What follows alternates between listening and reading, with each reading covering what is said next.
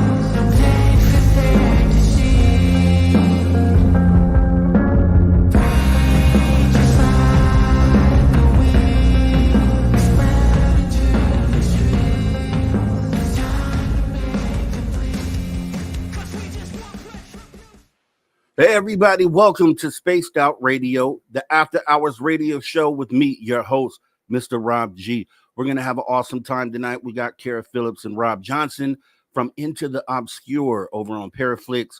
We're going to be getting into some paranormal stuff. You may remember we had Kara on before, and now she's back. So it's going to go down tonight.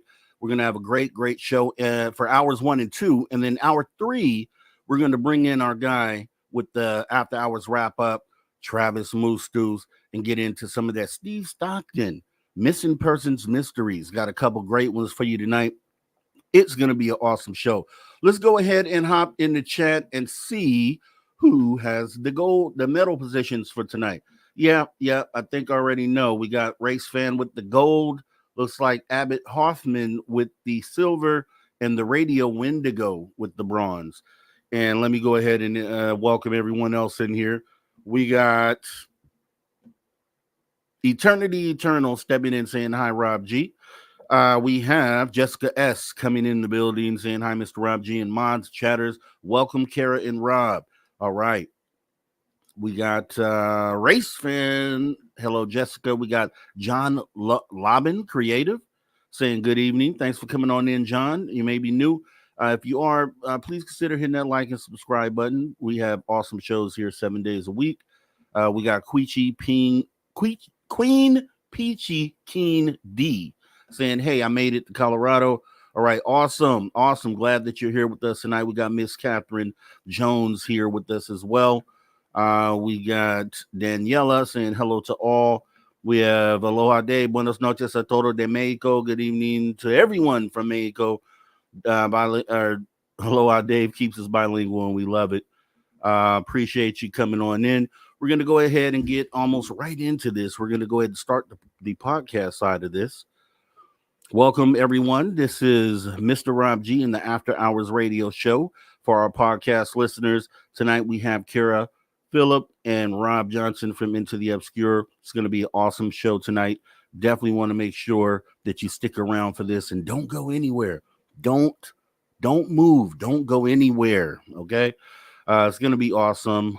And let's see who else. Do we have anybody else hopping in yet?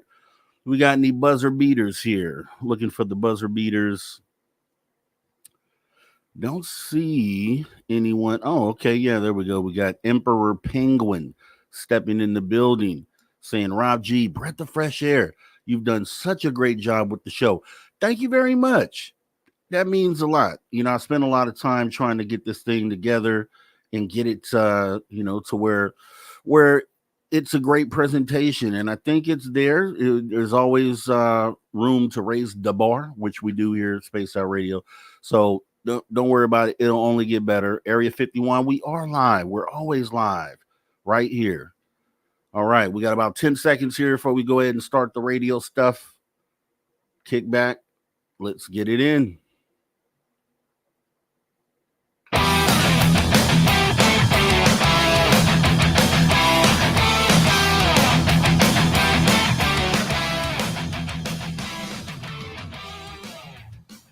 Greetings, space travelers. Welcome home. You just tuned your dial to Spaced Out Radio, the only place where you can own the night. I am your host, Mr. Rob G, and we're broadcasting to you on our terrestrial affiliates across North America and digitally on digital platforms all around the world. You can access our archives for absolutely free at youtube.com/@SpacedOutRadio. And while you're there, please consider hitting that subscribe button. Don't forget to follow us on X and Instagram at Spaced Out Radio and at Spaced Out Radio Show.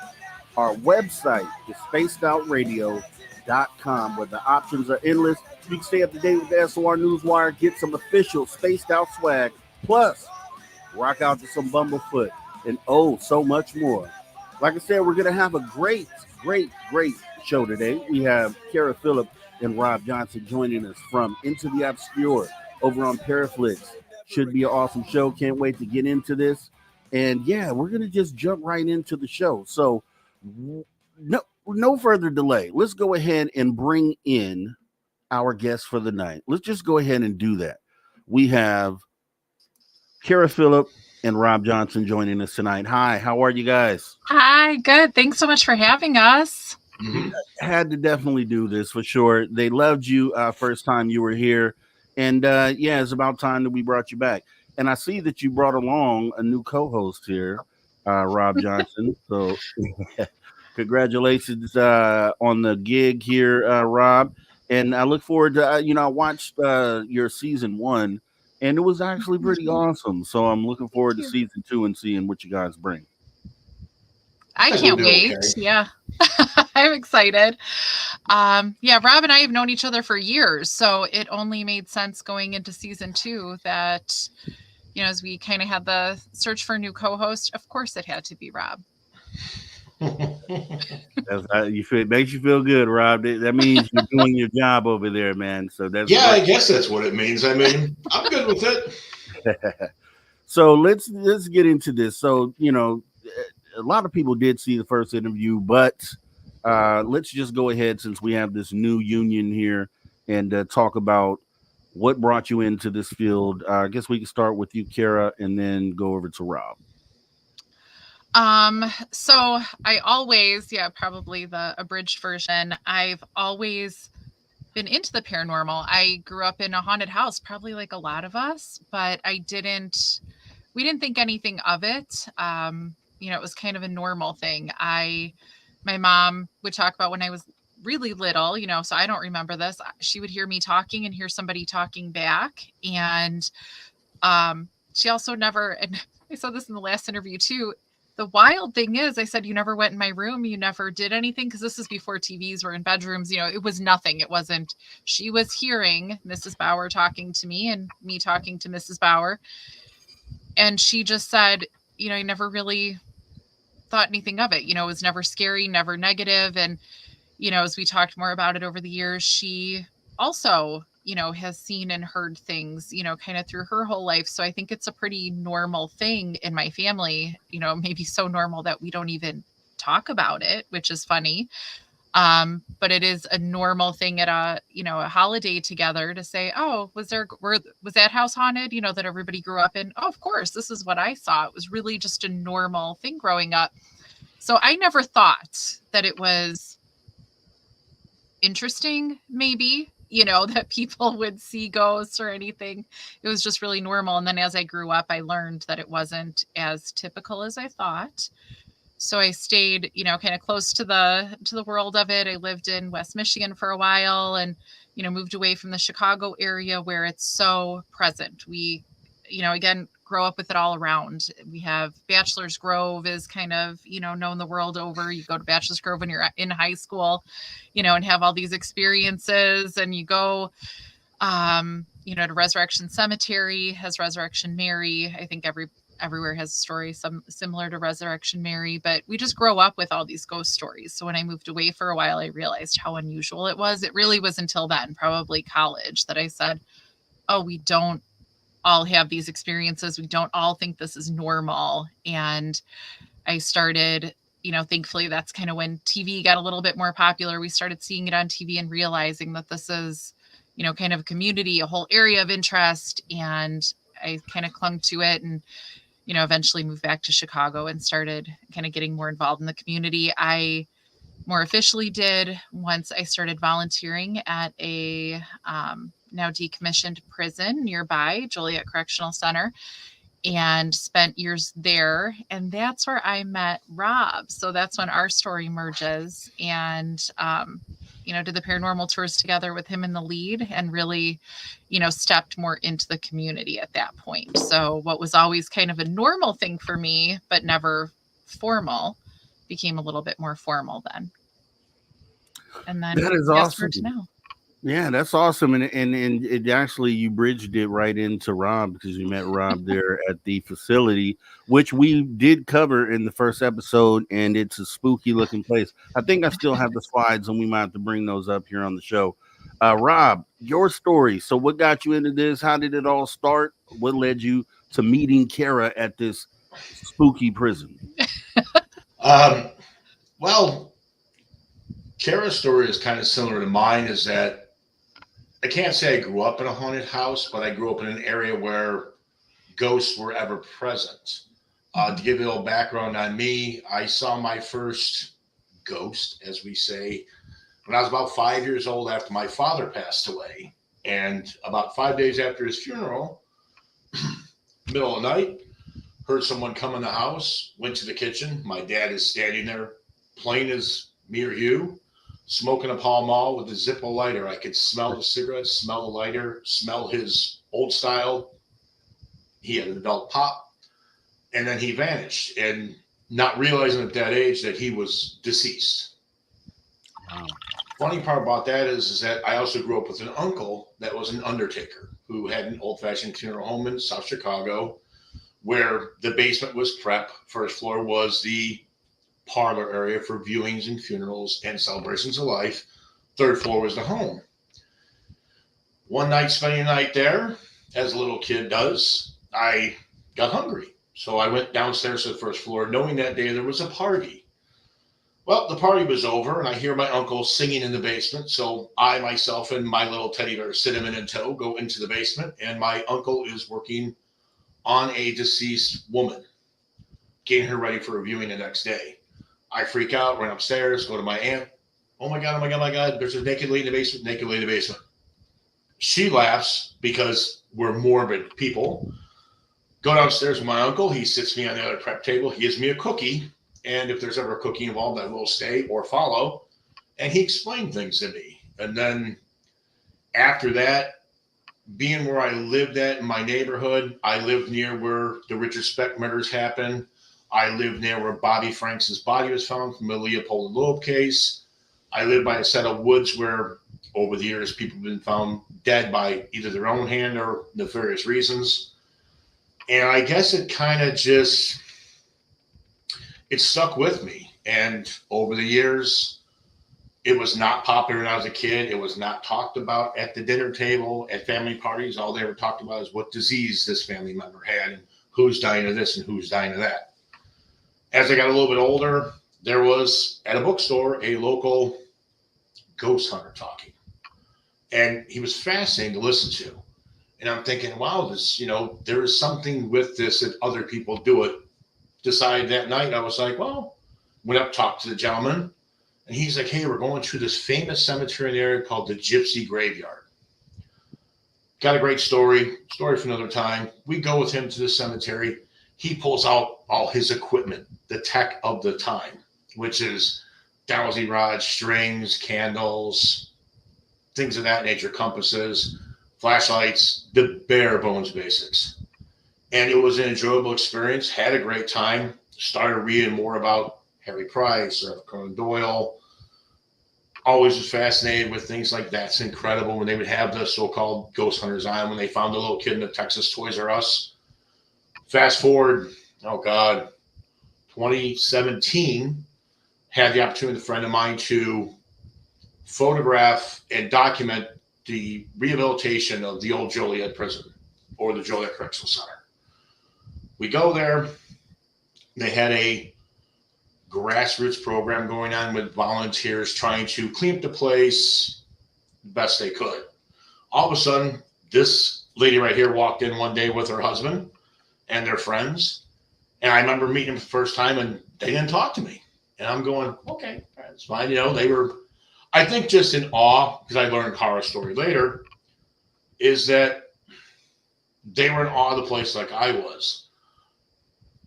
Being there for so long, as she can verify, and so can I, they got used to us. So when we closed for the off season, when we came back for the next season, it seemed like the activity that was there kind of gave you like a hug.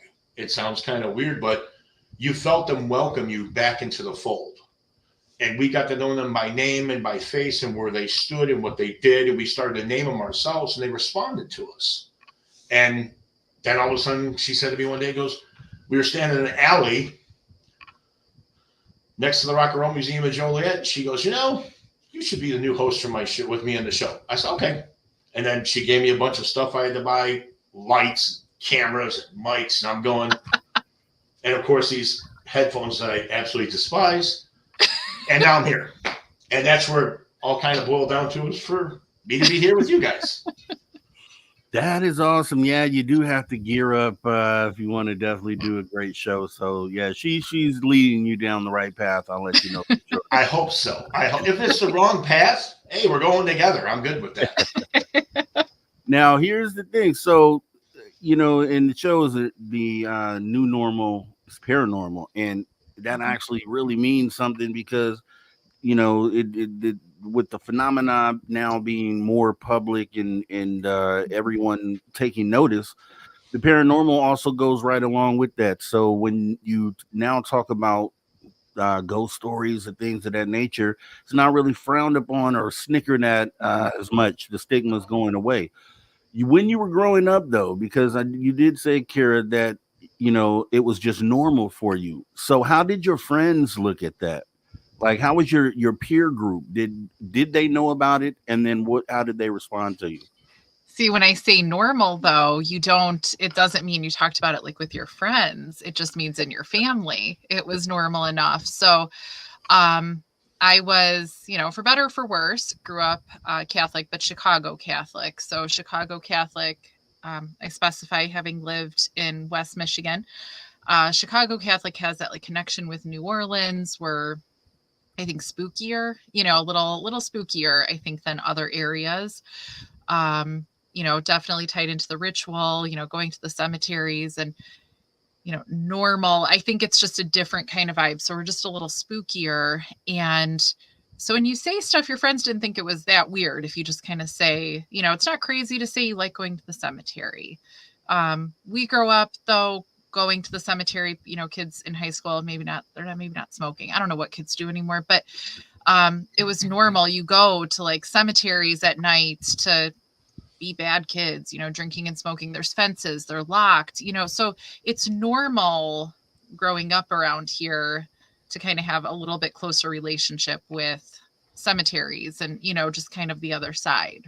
But you do grow up playing at, or at least you did many years ago, grow up playing with Ouija boards at sleepovers, and light as a feather, stiff as a board. You talk about Bloody Mary, all the things that I learned when I moved to West Michigan. They are not a spooky people there in West Michigan.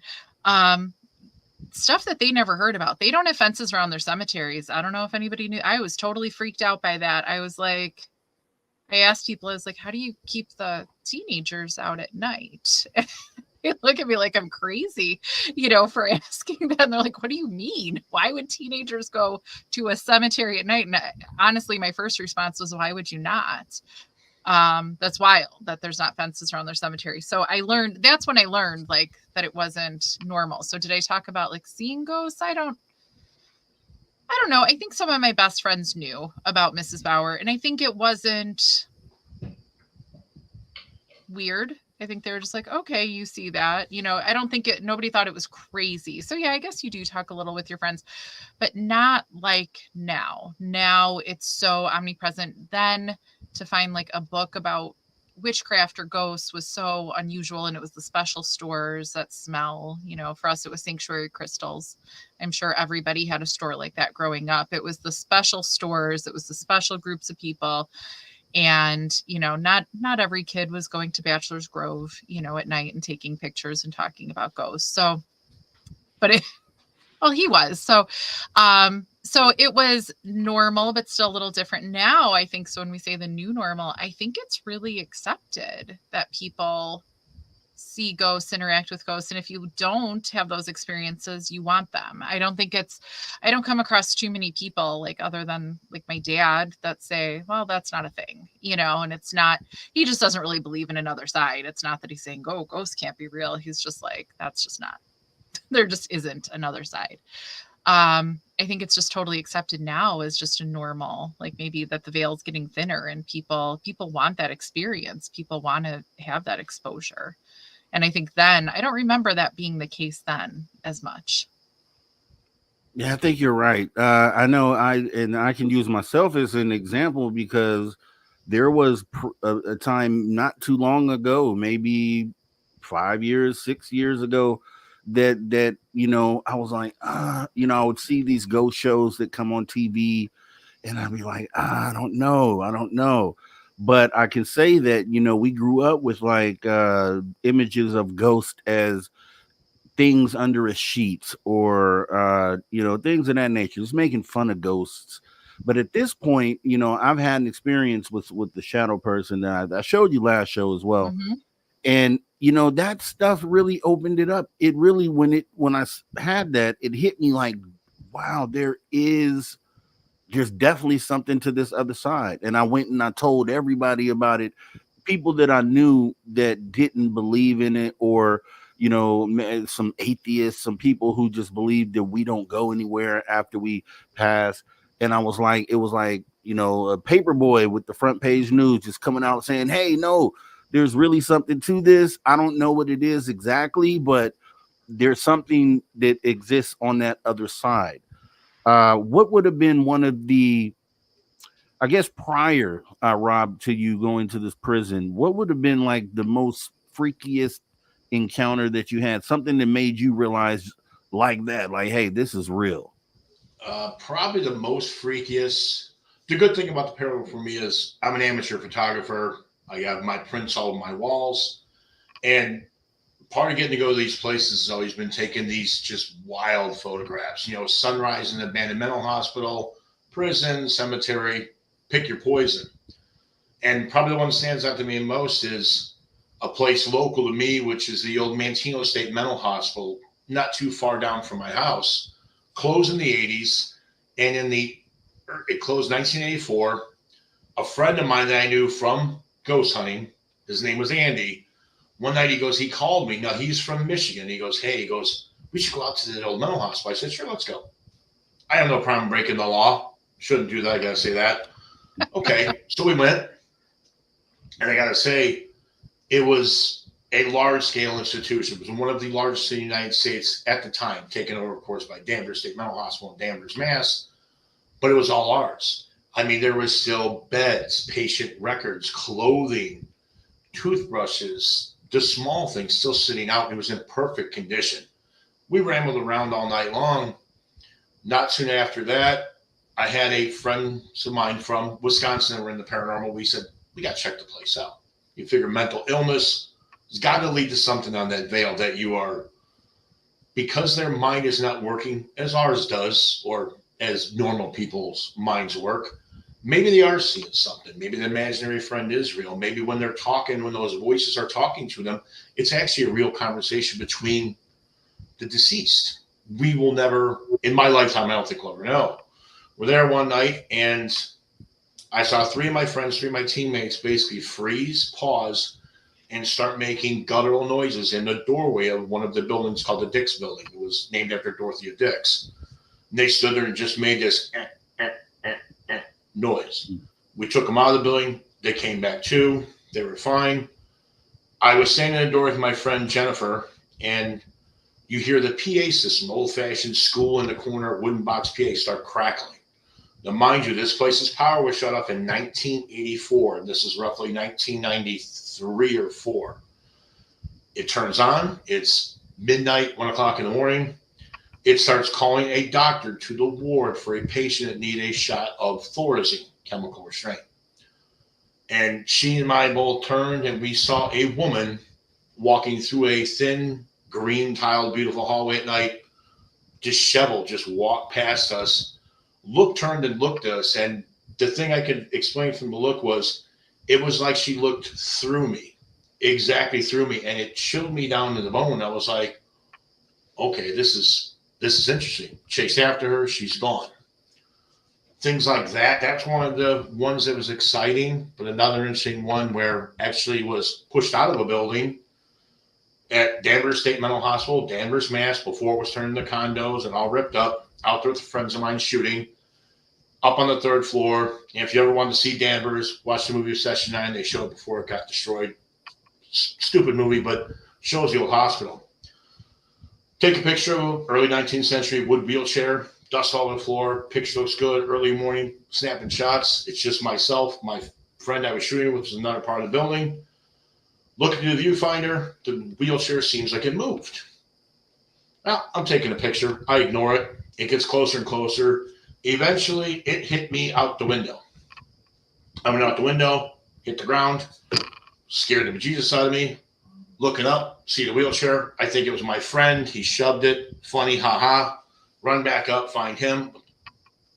Some words were exchanged. I'm like, well, why'd you push that wheelchair? And he goes, I didn't. He goes, what wheelchair? I said, the one that was right down the, and I'm looking from like myself to the wall 10 feet away, and there's no wheelchair. There's no tracks on the ground, nothing, it's gone. Can I explain it? No, but it was fascinating to have happen. I can tell you that much. That's bananas. So you're saying that this wheelchair knocked you through a window, and you said you went back up. So were you on the 1st floor, 2nd floor? I was on the 2nd floor. It wasn't that far. I fell into a bunch of bushes, so it wasn't that bad. Wow. Okay, so that would be an example. You would think of what would you consider that? Like a malevolent presence, or just a playful entity? Or as we have about 1 minute left before we go to break. Okay. I would say it was a combination of everything, I think, because it was a former asylum, mental hospital. I think it may have just been them having fun because I was a stranger and they looked and said, ooh, and their play turned into violence. That's why a lot of people were institutionalized, because they were violent towards family, violent towards friends, because it was their version of they were playing. And I think they were just playing with me and just sent me out the window. Simple as that, huh? Okay. You got anything to add to that, Kara? We got about 30 seconds before we go to break. No, I love Rob's stories because he's been at this for so long. So he has so many good stories that I have not yet acquired. So I guess we'll be jumping into some more of those stories because, I want to kind of tackle, the presences, I guess, or entities that you encounter. So what we're going to do right now is take a quick break right here at Spaced Out Radio, the After Hours radio shows. We'll be back with our guests Kara Phillip and Rob Johnson from PARAFlixx Into the Obscure. You guys don't go anywhere. Don't move a muscle. We'll be right back.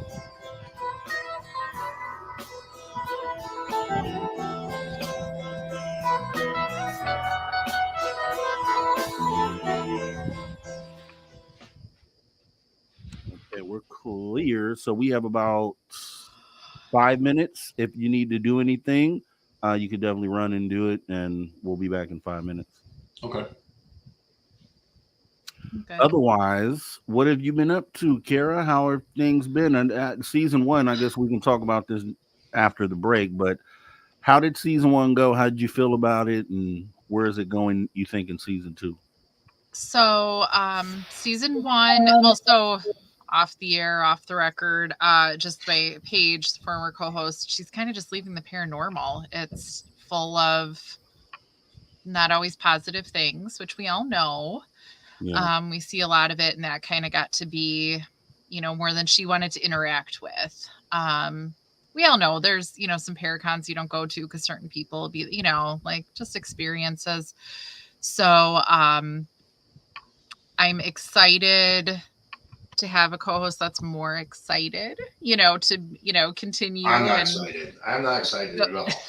Shut up. He totally is.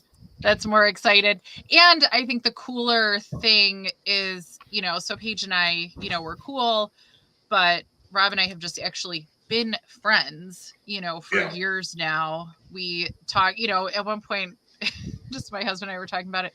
We'll just talk for 2 hours, a night sometimes, so you don't have to be like, how are we going to fill an hour? We'll just talk for 2 hours. So, and that's like why it made sense. And we go do cool things together anyway. Yeah. So it just, instead of like hoping somebody will show up to something or, oh, can they go to this? We're already going to it together. So, so that's what's more fun. And we have like, this whole friend group together and everything. So it just, and everybody more and more is getting involved. So one of, in our friend group, she got more into like the haunter world. So as a haunt actor now. And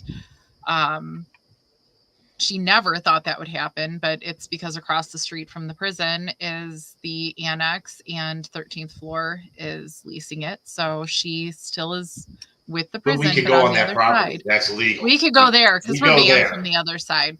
Yeah. Still banned. But you got a sign behind you from there, and so do I. So so we had the coolest experiences there. So so we all kind of like are staying in the world, and I have even, no relation, Mike Johnson, my other co-host on like our other like TikTok show.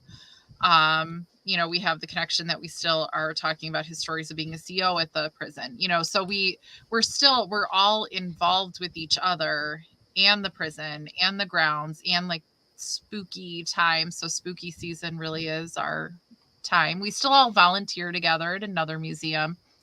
So I'm excited to do this with an actual friend, and not like nothing about anybody else in the past, but yeah, we're going to go to places this year.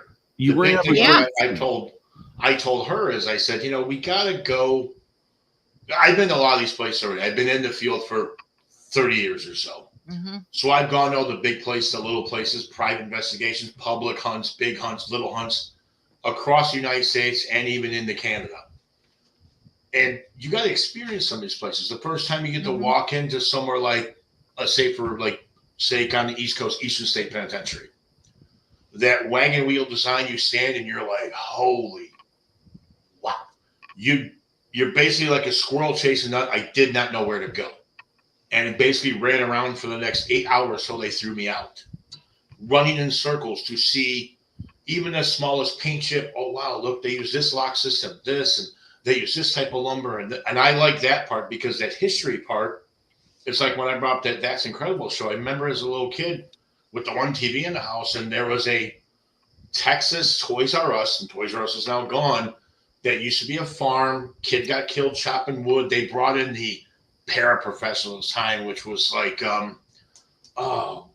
he did the entity case in California. He's going to kill me because I know him. He's going to kick me right in the ass. But he's not listening because it's commercial break. Oh, that's true. I can't remember his name. God damn. But he was one of the famous people at the time. Barry Taft. Sorry, Barry. I love Barry. He's a good guy. And they brought in at that time, and this is like the mid 80s, Gen Zero night vision, which is the grainiest, crummiest, crappiest quality. And they recorded a ball like a red kickball falling off the shelf, but it was bounced like it was being bounced like by a little child, like it boom, boom, boom, boom. And I remember seeing as a kid, and I turned, I looked at my mom, and I was like, "Look at that! That's effed up." Blah, blah. I didn't say effed up because I was that small. She would have killed me. Oh, right there, Rob. We got 10 seconds, so we're coming back right now. See? Okay, Time flies. I'm having fun.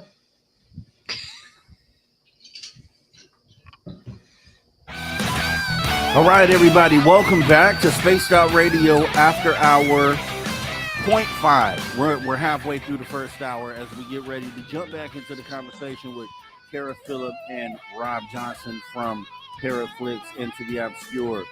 A lot of spooky stuff going on over there at that prison. We're going to actually look at some of that stuff and more. But space travelers, you're already a space traveler. Consider taking the next step and joining the club. That's right. You can join our Spaced Out Radio Space Travelers Club for as little as $5 buckaroonies a month. So please consider doing that as we go ahead and jump back into the conversation. So, Kara, Rob, you guys met at this prison. I want everybody to see this, right? Because we could talk about it, but to see it is a whole different beast. So, and then maybe you can go into some of the things you guys encountered while doing this here.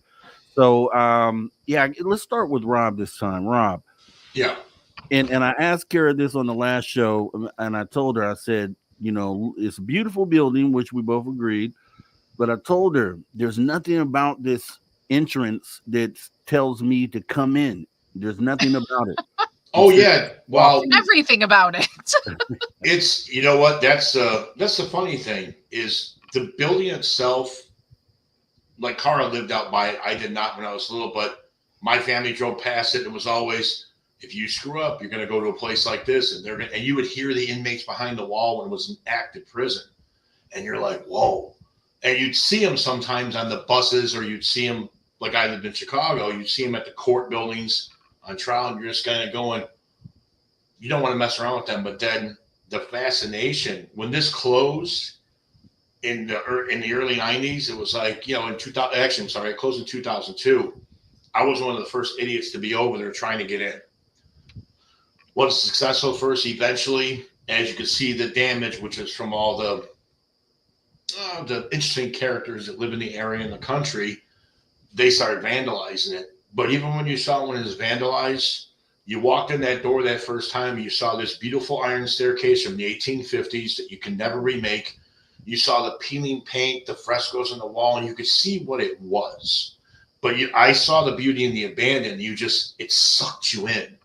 And every time it sucked you in, every time you walked past a little stepway, you'd see a piece of paper, a chair, something, and you would go, what's this? And Kara can attest, we would sit on the floor sometimes in this abandoned building that's falling apart, literally falling apart, reading pieces of paper on the ground about somebody that was sodomized in the shower and looking at his rape kit. We'd sit for 4 or 5 hours reading this stuff. It's not normal conversation, but for myself and Cara and our friends like, you know, Mike and Christine and Nikki and them, to us, it was completely normal. So that's kind of, and we talked during the break about, you know, with the show and then, you know, how you guys restructured for this season. And it made me think of something because I had the same sort of situation show that I do on my personal channel. I had a co-host at one point in time, and you know there came a moment where he basically said he was going to step away from ufology, and it kind of, you know, I couldn't understand it in the moment because, you know, I have a passion for it, and I think that's kind of what it is, and that makes you guys a great team. Because what both led you to this facility was the passion to want to know more and kind of uncover the things that are there. So that's what is going to definitely make this thing work for you guys in season 2 for sure. But then also it also shows, you know, when you guys get together, then I'm sure one person out weirds the other person, right? And kind of raises the bar for the other person, which is like steel sharpening steel, which is a great thing though, because it makes you step up your game on every level. And I think that's an awesome thing. Well, it's funny because me and her just got back a few weeks ago was the local oddities convention in Chicago. And I called her. I said, we got to go. We got to go. There's stuff we got to buy. So, and this has everything from, it's the Obscure Oddities Convention. It travels the country. It comes Oddities and Curiosities. Oddities Curiosities. Thank you. And I called her. I said, you want to go? She goes, yeah, we're going. So the second we walked in the door, if you can imagine two squirrels that were focused on speed, we all ran to the first table, and it's full of taxidermy and amputated limbs and things. And me and her are just kids in a cage. So, oh, look at this. Oh, look at this trocar. Oh, here's lobotomy spike from Dr. Lobotomy. Da da da da. And we run through, and then all of a sudden there's an artist selling these, and they're not in this room, they're in my other room, these serial killer paintings. And Cara's looking at me, she goes, that would look great in your house. And she goes, I'm going to walk away for a second so you could look. And when she came back, I had 3. I'm like, what do you think? She goes, oh, that's going to look good in your house. Now, that's a friend that tells you that you have a painting of Ted Bundy, a local hero here, which was, of course, H.H. Holmes, the murder castle, and then a picture of John Wayne Gacy, another local legend. I wouldn't call him a hero because, but Holmes was different. And she's like, and I'm taking pictures of them in my house. I'm like, what do you think? She's like, oh, those are perfect. They look great. That's a friend. And that's somebody who I would do a show with in a heartbeat, because I think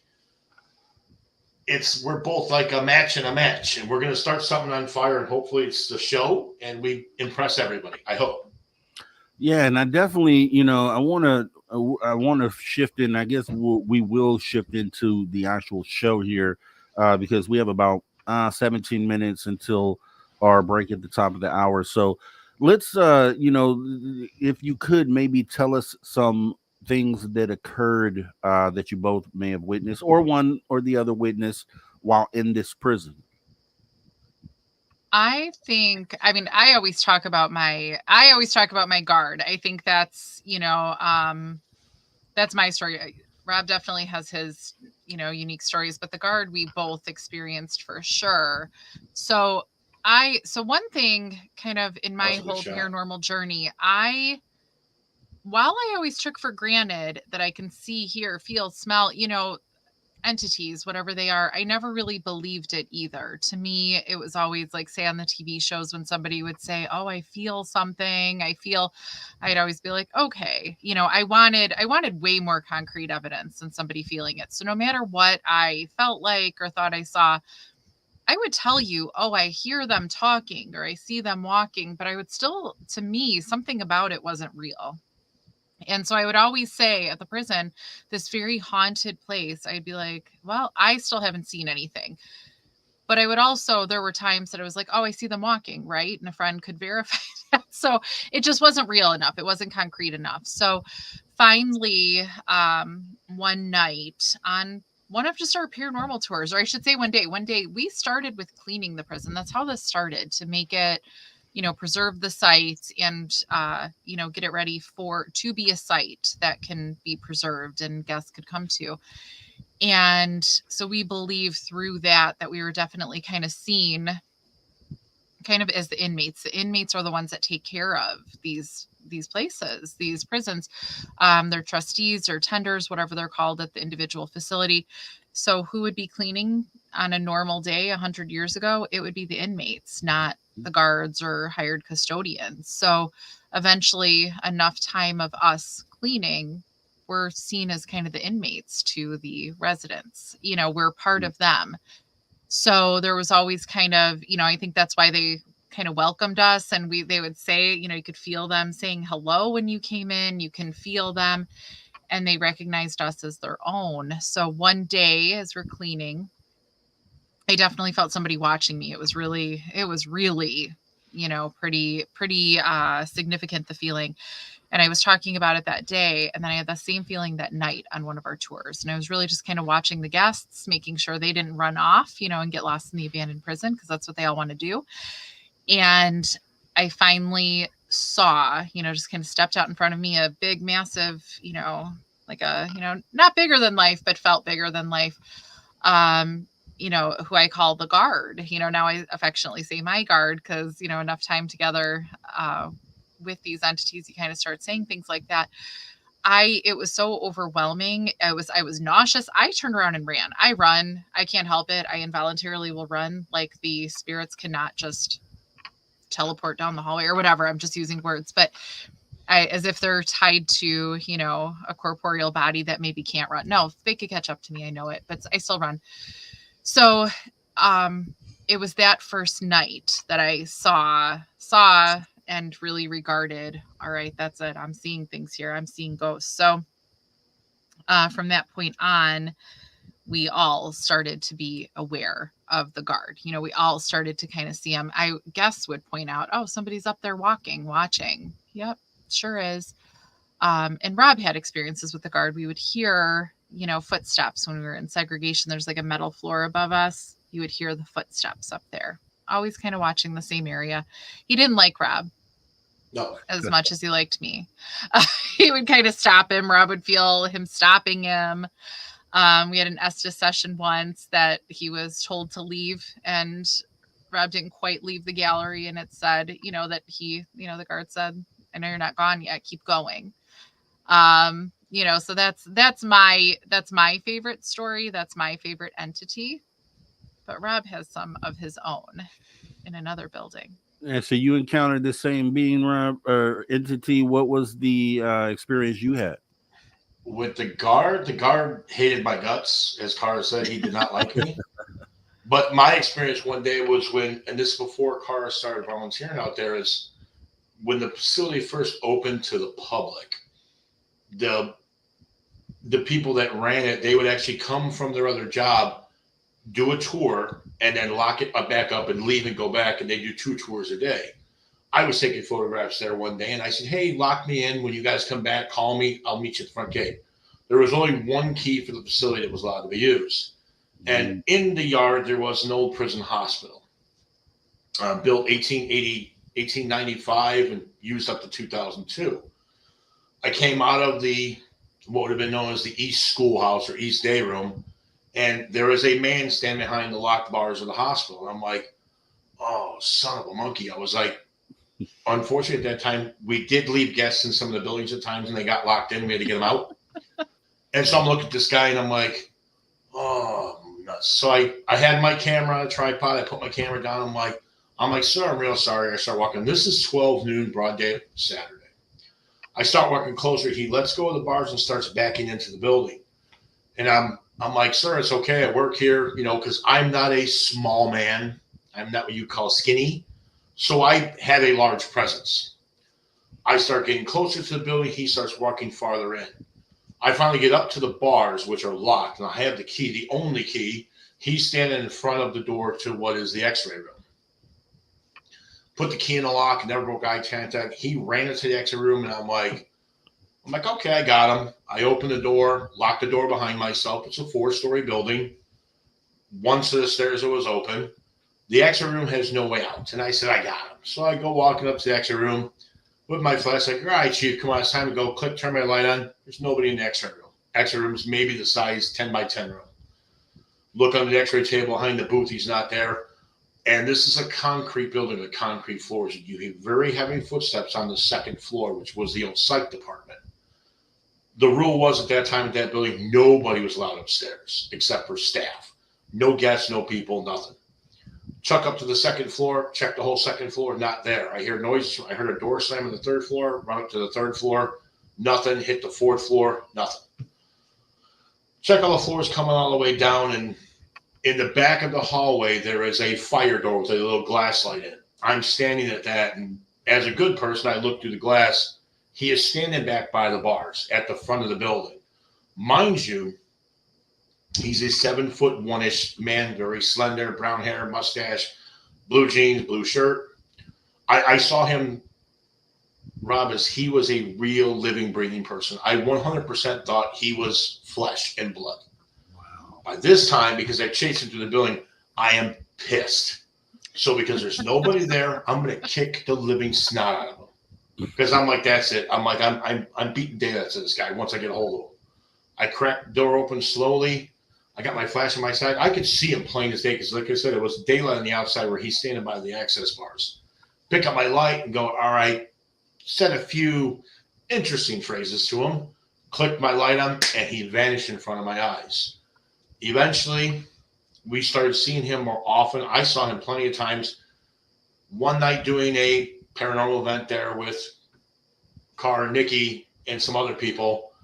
They came up through Estes, EVP, sessions, board, channeling, spirit writing, all the stuff we do. Then his name was Eugene. Eugene, 7'1", tall man, probably from the 70s, based on his hairstyle and looks, and you would see him all the time. And he was interesting because he just wanted to be there. He had his own chair in the corner that we said, that's Eugene's chair. Don't sit in it. Don't mess with it. And so when all the paranormal shows came out that I want to know a story, I was like, well, I'll tell you about Eugene. You know, told the Ghost Adventure people there, the Destination Fear, the tax people, all those fools came out. There you go. Go talk to Eugene. And they always avoided telling the story because I guess it wasn't there, so they didn't want to. But I got to say, Eugene, the tall man, because I'm 6'4", he's 7'1", so he's tall compared to me. Wow. So he hence is a tall man, and he roams that place to this day. Well, I think.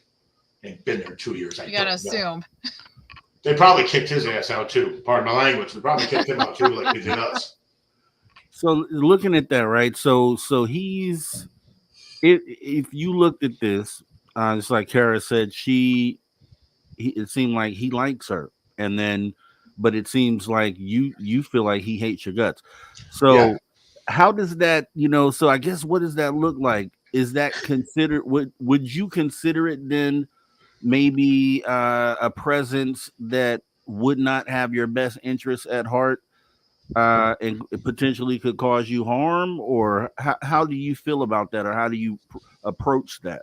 Well, more or less, for my theory, for me at least, is that if you're evil in life, you're evil in death. Okay, you're not going to change. Yeah. If you were someone like at the prison we're talking about here, or almost any place you go to, any of the stories you hear, it's always going. You look at things like our prison. We had serial killers there. We had mass murderers there. We had terrorists there. We had everything there. We even had Civil War people there from how old it was. You pick any part of history and you're going to find that nasty, evil person. So like at our place, we had people from John Wayne Gacy and Richard Speck there. One mass murderer, and one serial killer. They weren't there for very long, but they were there. Imagine those people. Everybody there hated them. Or if you were at that facility, someone that touched children inappropriately, pedophiles are known. At that prison, we would hear stories from the guards like Mike and Ron and, a couple of your people we've talked to.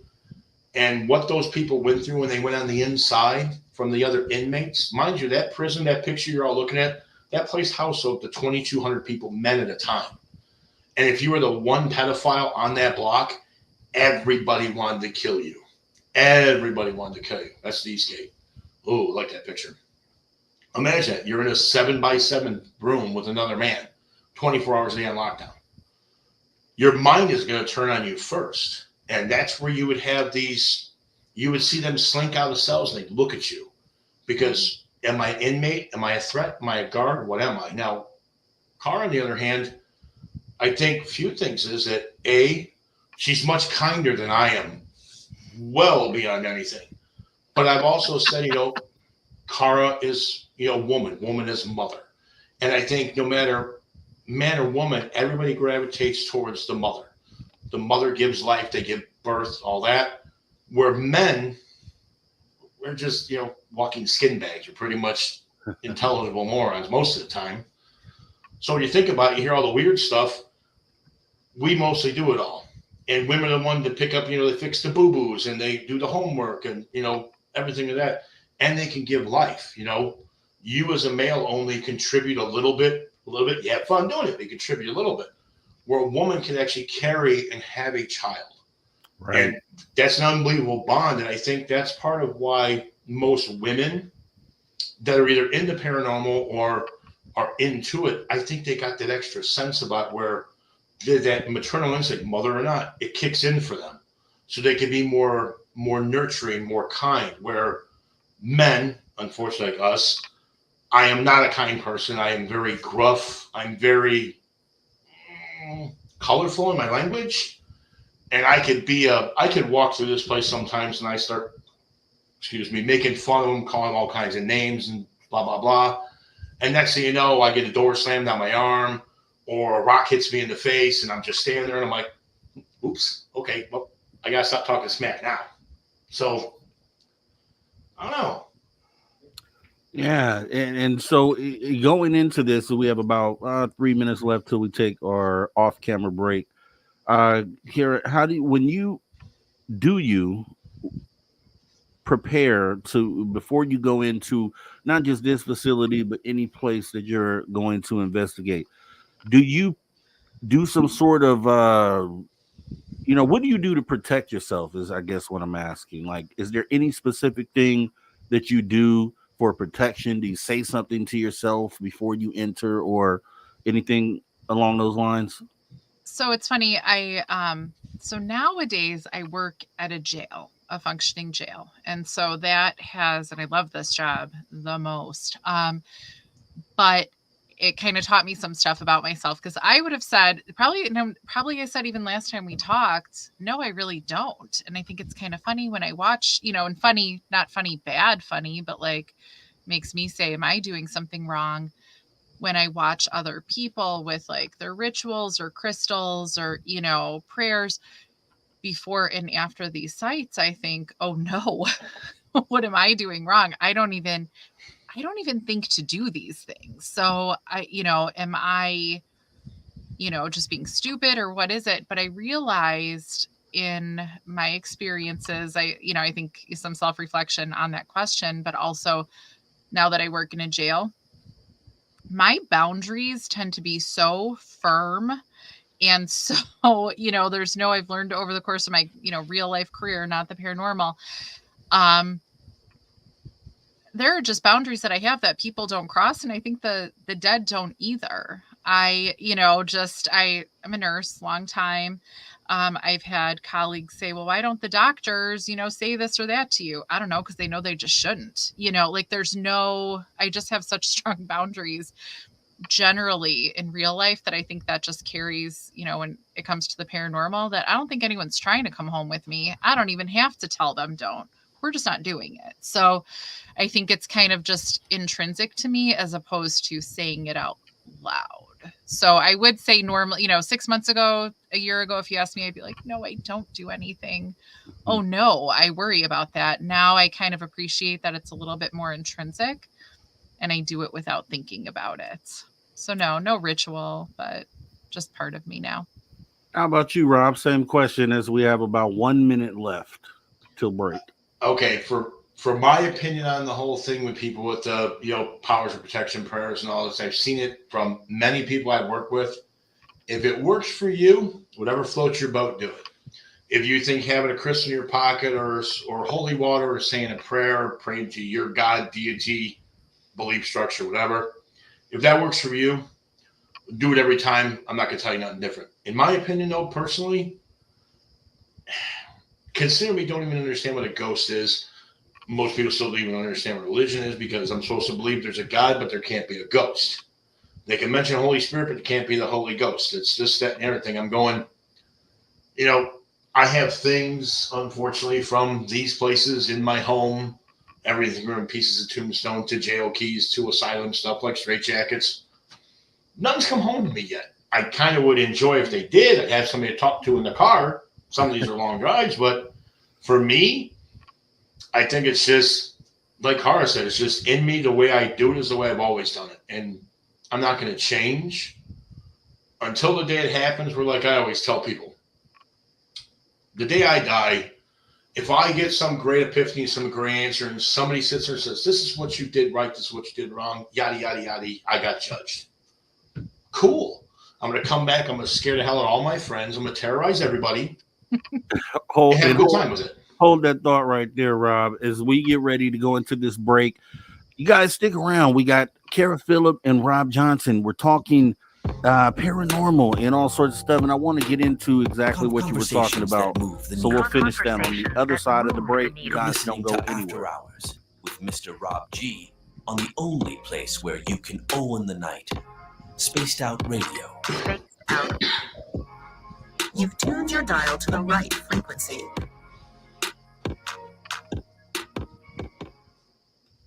All right, we're clear, and we're off camera for the next 5 minutes. See you guys in a minute. All right. All right, I'm gonna go grab a beverage.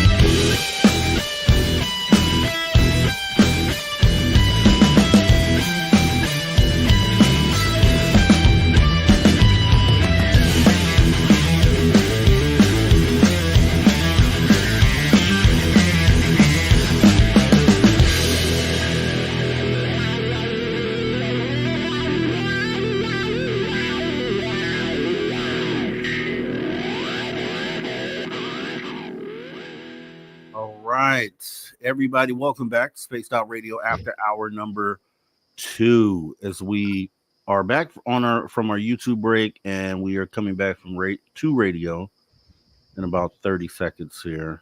Okay. You know what's funny, Cara? That's the cell block out. Remember, we found that Cowboy Ray's writing all over the top of the cell.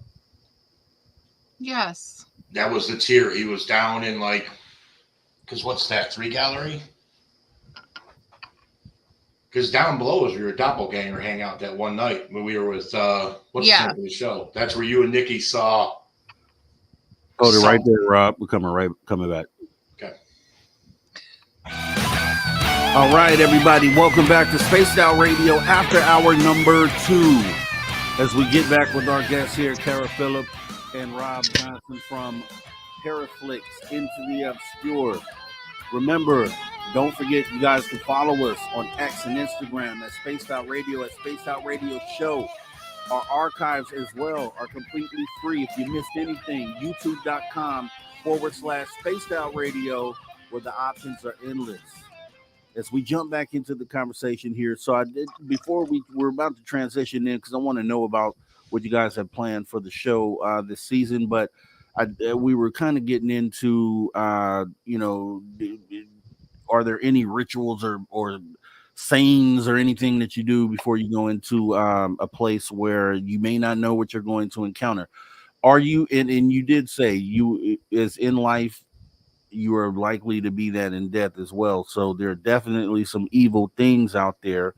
You stated as well, Rob, that you hadn't experienced anything coming home with you, but I do hear a lot from others that do ghost hunts and things of that nature that they have this sort of hitchhiker effect in some cases. Kara, have you experienced anything like that?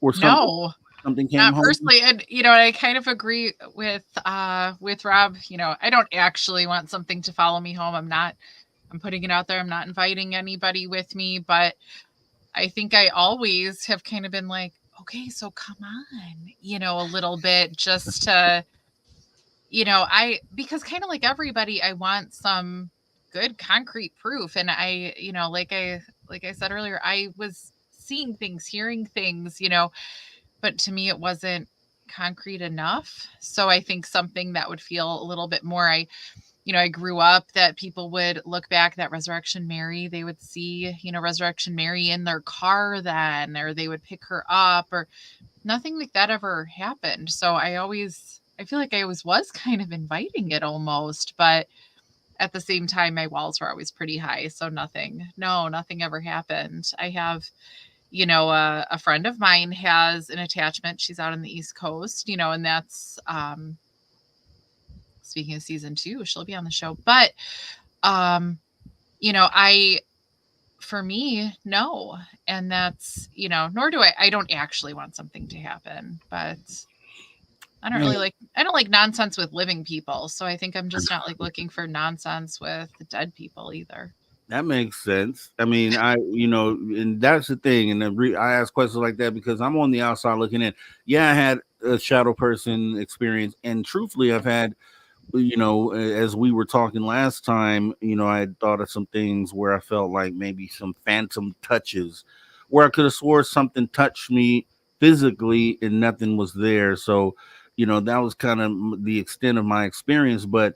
Looking from the outside, you have, it would be believed that when you watch movies, for instance, which are obviously maybe over embellishment, maybe some of them are kind of factual, but you look at something like The Ring, right? Or The Grudge, where these things don't appear to be, it's not like they are long lost family members, or they just seem to be entities that are just made up of pure evil, and is that something that you would really encounter out there? I mean, is so I guess with that question, and then also, is there an example of a movie or something that you've seen out there that really captures like the essence of what it is to go into one of these places?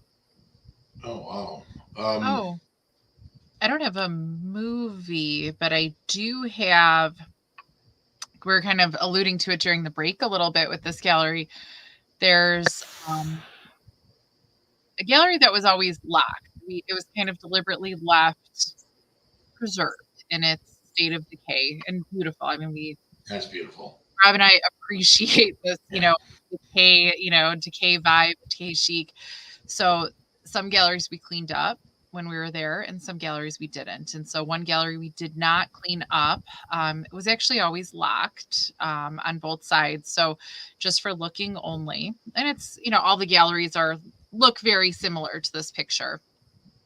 Same kind of look. There's a first floor, second floor to each one. So this gallery, there was never anything, I don't want to say special. There wasn't anything special. It looked cool. You would look down it. It wasn't anything, people wouldn't even talk about seeing things necessarily. Then there was one day, there was a couple of women were there who were mediums. A lot of people would come to the prison, right? So it was during the day. And so what came first? What came first was we actually did unlock the gate and we walked in because it didn't look right. Though it seemed like something was going on, and that was never the case there. And Nikki, one of our, in our friend group, one of the volunteers, she's, definitely a sensitive. I'll go to her. Do you see that? And if she corroborates my feelings, then I trust it. I don't necessarily trust my own feelings, more so now, but not then. So we were walking, and Rob was there too. And Rob was fine with it, though. He was not bothered. Nikki and I both were bothered. So now, here we kind of come to that women thing. Women, when you go into a jail or prison situation like that, so they'll announce currently in jail that, there's a woman, in the pod or on the gallery. So everybody has to act accordingly, which means better. And so women are going to have kind of a different place in a prison like this, still to this day, because these are a bunch of people that whatever happens that they're there, maybe aren't realizing that they're on the other side, who knows? But so women kind of feel things differently in these settings. And Nikki and I were both bothered, and we both kind of described the light as being different. Something changed between, the last time we were there and now. I don't know if something opened up, and we even, we kind of kept walking because Rob told us to. We'll just listen to him. We're like, we didn't want to, but we walked down the gallery he's like, why'd you keep walking then if you didn't want to? We're like, because you said so. We both just listened, and we both stopped at the same spot. We were both, I guess, kind of swaying a little bit. We did not mean to do this.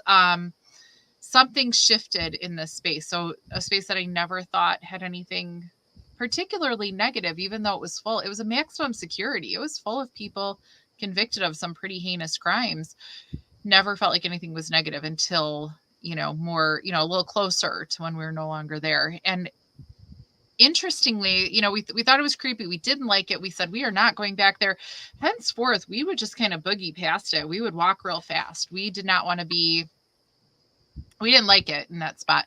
But later that day, there were a couple of women that were mediums that were going to come back later for a ghost tour that actually picked up whatever was in there, named Nikki and I, got our names, and, so from whatever entity was causing this, it was like a shift. It was like a haze. The light was different. The light was weird. It felt awful. It felt malevolent, which I cannot say I ever felt like in there, except for this gallery that it stayed pretty contained on. And I definitely felt like I had to kind of run through if I walked through. It was scary for some reason. I don't have a movie. Maybe somebody out there knows a movie that's like it, but I think that was the only time I ever felt like something was malevolent there. And then I'll switch that to Rob and kind of give you an example of what I mean by this, Rob, because, within ufology, when it comes to UFOs and aliens, you look at a movie like Close Encounters of the Third Kind, which is 50 years ago that it came out, but it actually captures the essence of what is actually going on. Like, a lot of people watch it and they're like, man, that really is what is happening. And I'll give you an example of a movie. Maybe you have, it was Ed and Lorraine Warren, right? So the Conjuring series or something like that, where and I wouldn't know this because I'm just a viewer of a movie like that, but the experiences that they show in movies like that are supposed to be depicting real life events. Are there any examples of a movie like that where someone can watch this and understand that it might be the essence of what you feel when you're doing these investigations?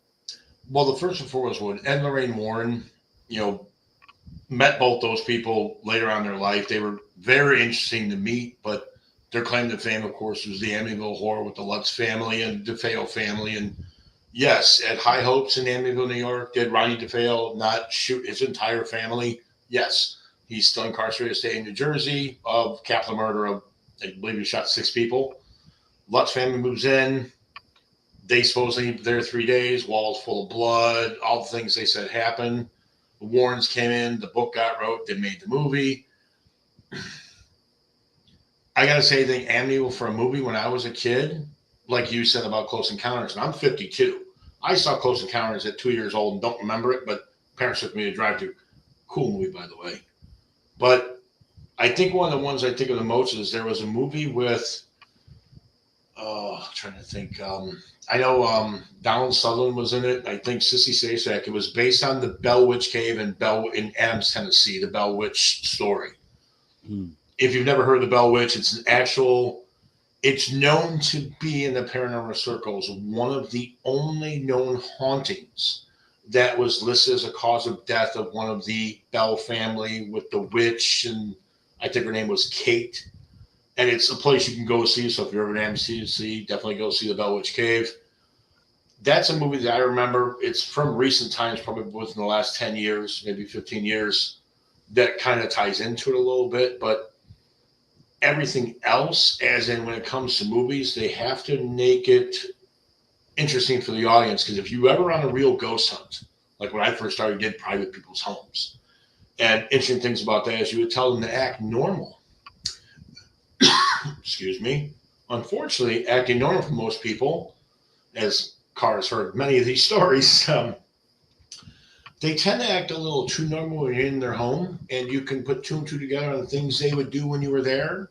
Mind you, you have video camera set up and equipment. People are running around, and they act completely normal, as in they have relations and they make stinky fish and smells up the whole house, or you find their stash of weed or their stash of porn or the sex toys are hanging from the ceiling. And that's the other side of the paranormal. Makes for a great story. And the majority of what you're doing when you're on a ghost hunt is not pulling all the tech out and trying to get the photo, trying to have the experiences. I think you're going to be in the environment, number one. I think you're going to be open to what you're there for. Skeptic or not, be open to it. And just like the picture you're showing on the screen, that's East Gallery 3. You could stand up there at night and cars are set. You could walk through that. I'd walk through that place with no flashlight by myself. Didn't bother me an iota. Certain times you turn the corner, your skin would crawl. You'd feel it down your back and you're like, you see there's nobody there. And then the next night you're there, nothing. It's just like, Cara, I wish you would upload the picture. She has a picture of our little guy we call Dave. Oh, yeah. From the hospital. You always have it more available than I do. I have it on my phone, but one night we were doing a paranormal there, hunt, and the prison hospital is just a great place because the paranormal hospital is where people had life and death happen in that building. Mm-hmm. And the building just had the great spook factor. All inmates came through there to get checked out and x-rayed. People like Casey Spag, the guy that shot Martin Luther King always escapes my James Earl Ray was there. Babyface Nelson was there, and all these criminals from Illinois. And we're in the treatment room too, and it's in a picture Cara took, and I don't have it with me right now to show. I hope she uploads it sometime, or else we'll send it to you. Is there was a little, I would say, childlike figure standing next to me in the hospital building. Dead of night, one picture, she took it. We gave him the name Dave because we didn't know who he was. And he was very odd looking. We did not see it at first when he was standing there, but I do know in that building, at least for me, at the old prison, it was fascinating because you never knew what you were going to get, because a lot of times we gave it names because I think giving it a name, it makes it more comfortable. But the reality of it is, my opinion, all the places I've been to is, I think it's a culmination. I think it's if spirits are made of energy, as the theory basically goes, it's energy cannot be created or destroyed, can only change forms. If you get enough of it together, it kind of makes it's like making a hodgepodge, like a kaleidoscope of spirits. If they all get together, the strong ones, I think, will come out. Is it truly, Bob you're seeing, or is it Bob, Jim, Jane, Andy, Tim, Steve, all together? And they're forming something that in your brain, you put together as a human shape, as a figure, a shadow person, a creeper, a crawler. They have all kinds of great names. They're super tall, super small. They run up walls and scurry. I think part of what goes on with the paranormal is that it's your mind deciphering the information because you can't process it. I don't think most of us can process it fast enough. And we put a face to it, put a name to it. I think that calms people too in that case. At least that's my opinion. I mean, you kind of got to go and want to know. It's like with the UFO thing. I remember going to see the Joplin spook lights, the Hornet spook light. We have the Moody Road ghost lights out here, Maple Lake ghost lights. Is it aliens? Is it this? I don't know, but I got to say, for my money, it fascinates the living daylights out of me because I want to have more. I don't care if it's a cryptid. I would like to sit one day and have a barbecue with Bigfoot, an alien, a ghost, a elemental, a vampire, everyone. Sit down and have a party. Tell me their story. That's what I want. Until that happens, I guess I got to keep looking for them all because that's what I'm going to do. So 2 things. So I think this all means neither one of us has a movie that encompasses the feeling because it's super unique, I think. Second thing, we have Maple Lake ghost lights. Yeah. I didn't know that. That's all the one right back in the 70s, the Maple Lake spirit lights, the ghost lights. I had no idea. The Rensselaer Moody Road ghost lights, the Joplin spook lights, the Hornet spook light. Huh. I've been around a long time. I'm just saying I grew up not far from Maple Lake, so that's why I had no idea. Yeah. Huh. Where do you hope to go with this in the end, Rob? I believe I may have asked Kara this last time we talked, but where do you see your research taking you? Like, what is one of the goals that you have as far as in your route to uncover what this is? It's like you said, it's a never-ending thing because there's so many questions and you don't get all the answers. But what is it that one thing that you maybe hope to show the world about what is going on with paranormal? Is it just to say, hey, you know what, there's something after life, and bring the awareness to the public on that, or how do you feel about that? I would like more people to open their eyes, of course, about it because of my deep belief in it personally, but also it's like the thing with somebody that wants me to believe in their religion. It sounds great, throw money in a dish, this, that, and the other thing, and you pray to a deity. I'm never going to see them. I'd like to. I would just like to expand people's mind instead of being so close-minded. I'm on this side of the aisle, that side of the aisle. I want everybody out there to just open up. And if you open up to it and you sit there and go, that's a bunch of hooey. I don't believe in nothing you tell me. You can bring all the equipment, the tech, the proof, the this and that. And they still say, no, that's fine. I would much rather be able to have a conversation with a gentleman like yourself and go, and you can sit down and discuss, you have the alien route. I have the ghost route. I think they're kind of similar in nature because, like, in the early days of, aliens, it was, when MUFON and everybody got started, everybody was going, and you'd go out to Area 51, the Black Mailbox Road, or go out to Devil's Tower, and you're going, oh, maybe there is something to it. Why are the Nazca lines drawn on the ground when you can only see them from a plane? I can't explain that. And I'd like one day that I could explain things like that, like Stonehenge, Easter Island, the Moai. I won't. And I think that's the best part because when I'm dead and gone, I want somebody to take up the research behind me. And after that person's gone, I want somebody else to take the research behind them. It's got to always keep getting better. It's got to be more. And it's not about like people watch the ghost shows, and I've been on them, unfortunately. And that's a whole other story.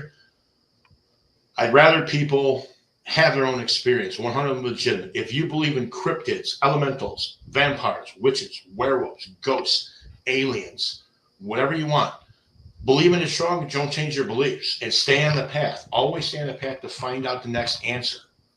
And if you get to it, then you go for the next answer and the next answer. I think the questions like your fans, people we know, people hopefully will watch our show, I want them to always keep pushing. They'll push me, you, her, everybody in the audience farther in trying to have that experience of whatever you're into.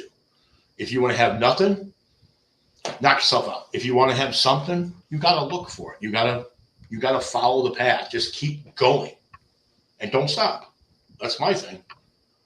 I don't think I answered the question. I think I just ran amok. No, you did really well.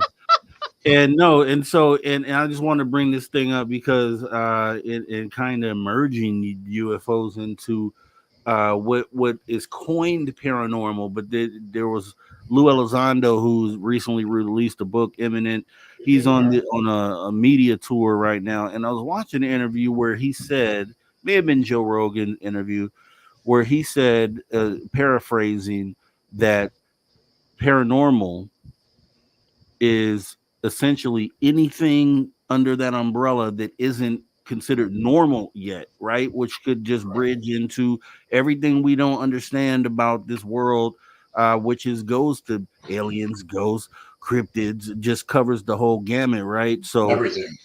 And I love how you just said, because I'm when we get into these conversations, and that's why I asked the question, like, what is the goal? Because there should be a goal, and there should be, you should be doing this to further the research or further.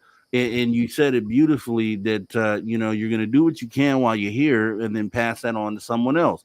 Yeah. And that's how it should go. The needle should be moved all the time. That's why I have that little thing where it says conversations that move the needle, because I believe the conversations that we have should always be focused on how can we take that next step forward. So I thought it was awesome you even brought that up.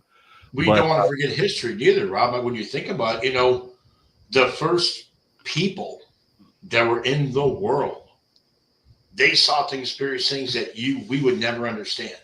They didn't even have the wheel or fire or this and that. We take it for granted now with the internet. You can click on Google and find anything you want to.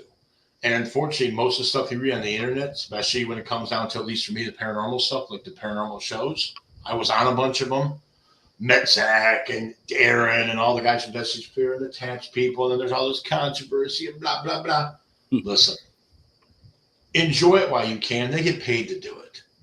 You're not going to find a ghost in 45 minutes of their show. And everything is going to be, what was that? Oh, my God, a demon just scratched me. Guess what? Reality is you were full of bull. It'd be like if you took me out to your hottest alien hotspot and you said, Rob, listen, man, I got this proof I'm going to show you. I'm going to sit there and look at you and be like, okay, show me. You convince me, great. If you don't convince me, you're going to make me think about it at least. And I always thought that was more interesting. It's like, why is Area 51 off limits? I don't know. Probably because they really are testing high-tech stuff that's preventing people. I don't know. Or it's a big hoax, and they're hiding them in the garage across from your house. I don't have no damn clue. I would just like to think that, as a group, as a society, as people, especially the people like-minded, they can push it forward. They can push it all forward. You want to be on the leading edge. It ain't about going to the greatest place, having the greatest experience. If you believe strong enough, you can push that movement forward. You can make it move forward. I mean, remember at one time civilization thought if they sacrificed a virgin, the sun went out at night. We found out that's not true, or that the earth is flat now. I'm not going with flat earth people. That wears me out. That's too strange for you and me. Oh, they'll believe me. They're not here right now, but they'll come and raid the chat. That's for sure. But you know what? If you could prove it to me, Rob, I'd be like, no, true. Yeah, true. But I mean, you always have an open-minded, middle of the road approach as we go 5 seconds for this break here. And yes, okay, so we're gonna be back right here, Spaced Out Radio After Hours, as we get into the back half of hour number 2, and we're going to be talking the PARAFlixx show Into the Obscure with Kara Phillips and Rob Johnson. Want to know where they're going with this season? Stay tuned and you'll find out. Don't go anywhere.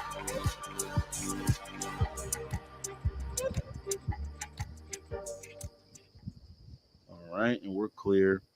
And Cool. yeah, so we're still obviously with the YouTube live.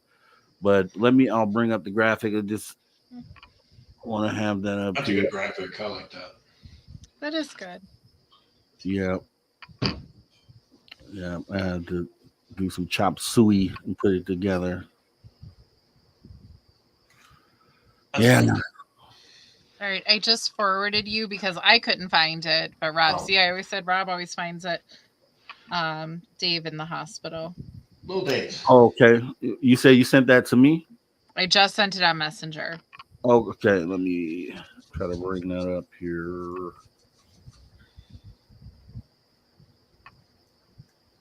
I just need to create an album of. I got my stuff on Smugbook. I don't know how to send. I know how to send it to you. That's what I'm good at.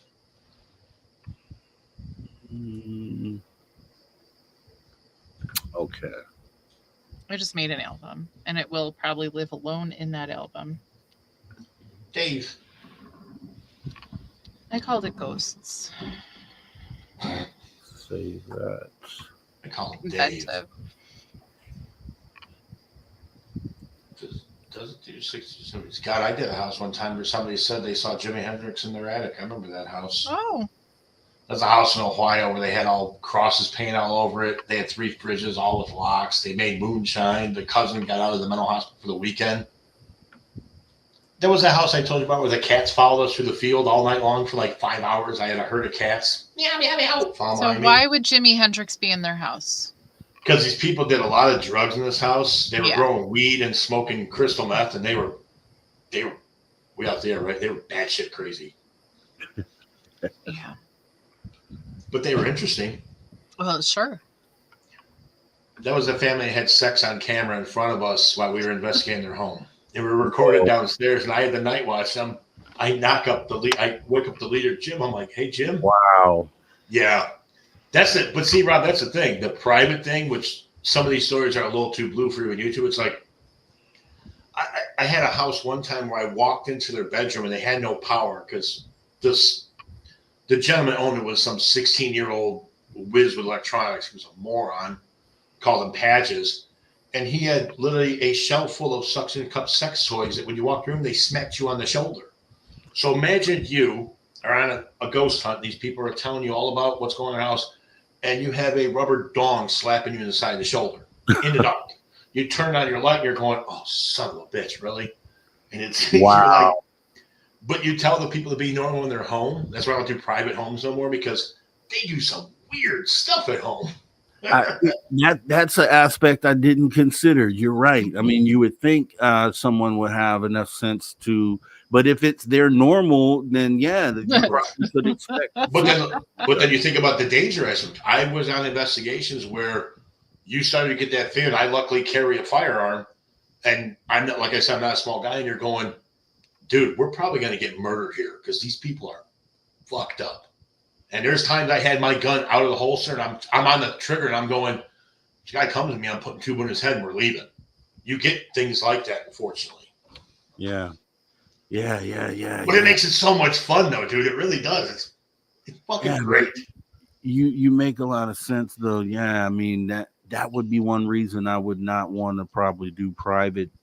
Yeah, because you have, in this field, there's a lot of people that do go to homes, and I know I asked Kara about that last time we talked, and she, this was like, I don't want to kind of be in your personal business sort of situation. Right.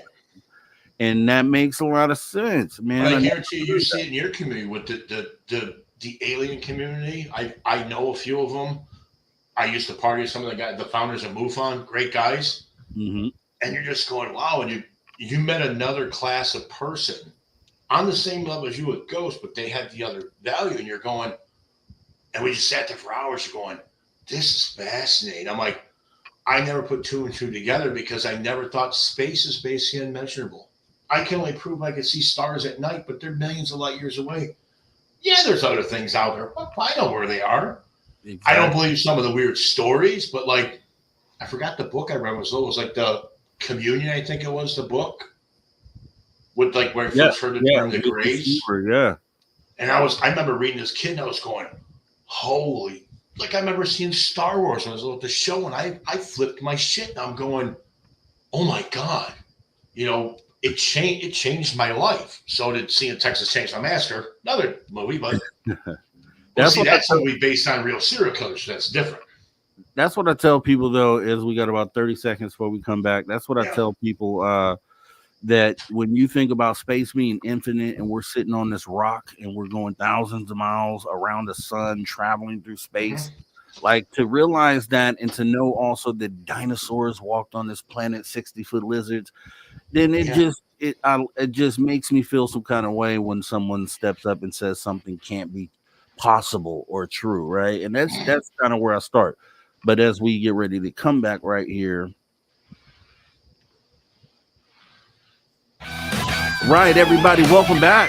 Spaced Out Radio after hour number 1.5 as we get to the back end, and we're about to close out the second hour as we're back with our guests, Kara Phillips and Rob Johnson. And we're talking all kind of stuff here tonight. We're talking paranormal. We're talking, we're about to actually get into PARAFlixx special Into the Obscure, the show that they have, season 2. Where is it going? We're going to find out. You guys don't go anywhere. And with that being said, let's jump into the show. We have the graphic on the screen here, PARAFlixx.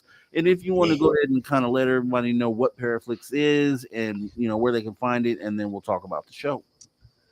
PARAFlixx is a streaming network. So we all know how there was such a void kind of left as some of the bigger networks stepped away from the paranormal, and we all were looking for that content. PARAFlixx is here to fill it. So there's all kinds of different shows on the network, all kind of around the paranormal. And paranormal is pretty all encompassing, like we were saying earlier. So we have some talk shows like ours. We have, you know, plenty of investigation shows, you know, and all different kinds of things to explore on the network. So it's a streaming network. You can find it on where you find your streaming TV, like Amazon, Fire Sticks, Roku, Apple TV. You can all download the PARAFlixx app and onto your phone too. So it's a streaming network like that. And little shameless plug, use code Obscure25 for a discount. And then you can, you know, stream all of this awesome content. So as far as our show, so we're a show on PARAFlixx, a talk show, pretty similar to this. We interview our guests, or even, you know, maybe talk. I hate to say interview sometimes. We can just kind of talk with them for a while, learn about them, and kind of what we've been doing here, but just on PARAFlixx with our guests. So season 2. So season 1, my co-host was Paige Dalton, and that was an amazing time. And we had some amazing guests. So season 2, it's going to be me and Rob, and we will have some amazing guests, maybe some repeats, you know, a little clue, but totally different perspective, because Rob's been in the community for a really long time, been investigating for quite a while. So a whole different perspective, you know, in groups of friends to talk to and work with. Yeah, that is awesome. And you're right. PARAFlixx, I had no idea what it was until I spoke to you last time. And then I did research into what it is. It's actually been around for a couple of years, which I was unaware of. And then, you know, when I downloaded it to my Roku TV, went ahead, took a look at it, and saw how many shows were on there. And it's a lot of shows.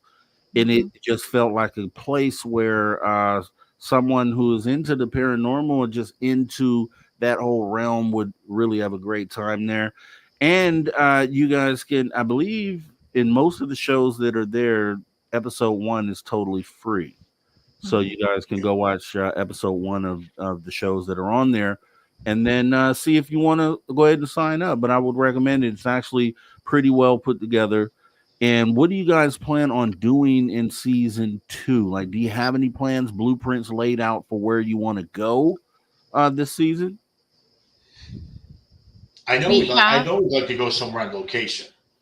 I've told at the cars is that I want to not just sit there and talk to, but try and go to certain locations that are known through the field and talk to some of the people that are there that work there. It's just like, like I've always said, I've told her I want her to go with me once to Penhurst State Hospital. Penhurst State School is fascinating. Oh my God.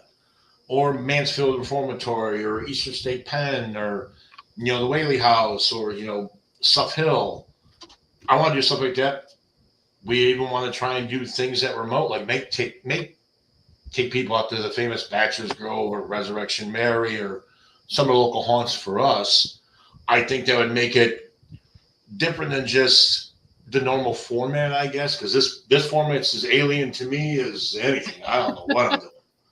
Right. Trust me, this is a for you doing this.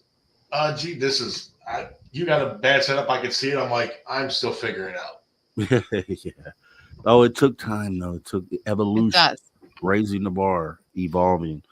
And yeah, I mean, you bring up a great point there. And I talked to Kara about that as well last time. Those location spots are actually pretty intriguing. And then obviously don't have to do it all the time, but kind of go to maybe one here, one there, maybe, and just allows the people to kind of come along on one of those investigations, which I think would be a pretty intriguing part.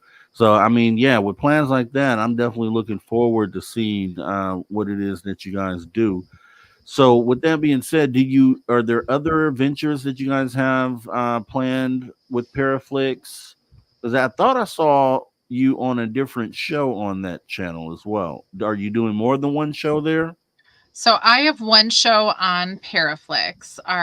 My other show is unrelated to Mike Johnson, or unrelated to Rob Johnson, is Mike Johnson. There we go. See, my other co-host. So we have kind of based on TikTok and YouTube, usually 10-minute long shows, the obscurity of maximum security. And we talk about his experiences as a prison guard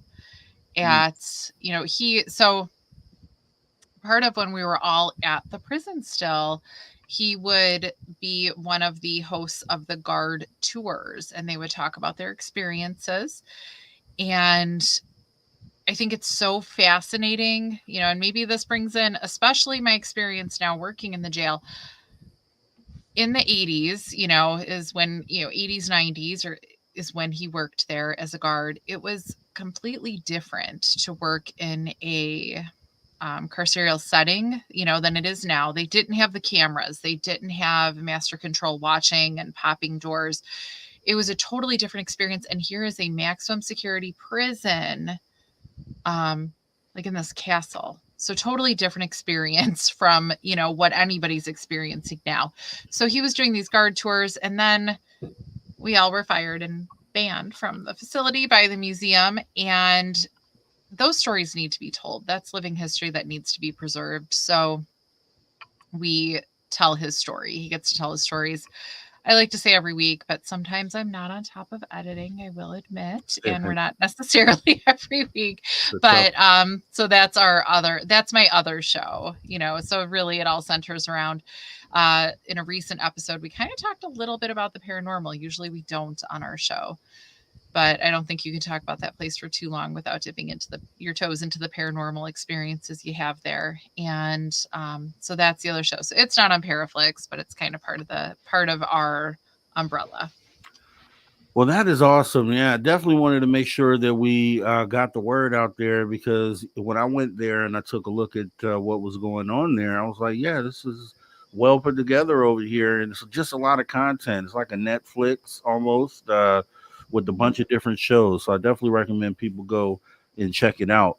But yeah, so looking into, I wanted to get your opinion on this. So, and I know Rob is probably going to go there on this one, but what do you think about those shows? First of all, what equipment do you take into the field, if any?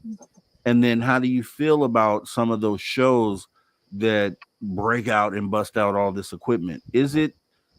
What is your opinion on that? Well, the equipment, as they say, from the EMF meters to the the matrix cameras, the night vision, all this great tech. If you go back in history in the paranormal, you look at people like Sir Arthur Conan Doyle, you look up Mr. Harry Price, one of the most famous investigators of all time, and you also look at people like Harry Houdini, who was a master debunker of his era. A lot of the equipment, if you believe in it and it's actually going to point you the way, use it. We used to do public ghost hunting people at different places I've worked at. You had the equipment there. My whole thing, which I'll tell most guests, believe your five senses first. If you could see it, taste it, touch it, smell it, if something comes up and you walk into an abandoned building in some mental hospital, you're like, yeah, I want something to smack me upside the head. And if it does, don't be mad, because guess what? You asked for it. So there's your proof you got smacked in the head. Are you, are the people going to believe him? Oh, you're going to be like, you're full of, bull. But, when you watch the shows and they use like the Xbox 360 camera, oh my God, it's crawling up you. I understand that's interesting technology, and I've used it. I have it. Do I believe in it? No. It's like the EMF detectors, or the telephones that they use, the box that talks to you. Mind you, that box was made by Bill Chappell, who made actually what's called the box, and it's pre-programmed words like, well, it can't curse. I've seen the program; it's got curse words in it. Or they start bringing up things like the famous telephone to the dead that, was Frank Sumption, the radio, the spirit box. You're taking signals from two different radio channels, and it basically sweeps. Well, like I've said, I've said on plenty of ghost hunts, and I know Carter's heard me say it a million times. If you're on the first channel on regular radio, you can't swear. So let's say on the first radio station, the first click, they're talking about fun at the amusement park tonight. So you take the first two words of fun, F-U. The next channel it skips to, when you hear that click, it's switching the frequency to a different station. They're talking about duck hunting season open. They use the last words in duck, C-K. All of a sudden, you're on headphones with the S's and you hear the F word, and everybody's going, oh my God, it's proof it swore. You sure it ain't just two radio signals, getting together? Yeah. I can't prove the equipment works. That's the big thing. I know I've gotten yelled at for doing it, and I have the equipment. I have cases of the stuff. It looks cool. The cat balls, they light up. Ooh. Well, there's tectonic shifts and the earth moves. It's always moving at all these speeds, unless it's really flat, or earthquakes or seismology. Tectonic plates move constantly. You're saying that little round cat ball can't move a little bit, it goes off, but you associate it with a ghost. And more like when the shows, it's always a demon, because they always seem to get scratched. And, then the shirt comes off and they're screaming and yelling. They're all terrified. Listen, they're getting paid to make a TV show. They're doing very well. Mr. Bagans, met the guy plenty of times, worked with a bunch of times. Nice guy. But when they're filming, he has a job to do. He has his own museum. He has this, he has that. More power to him, man.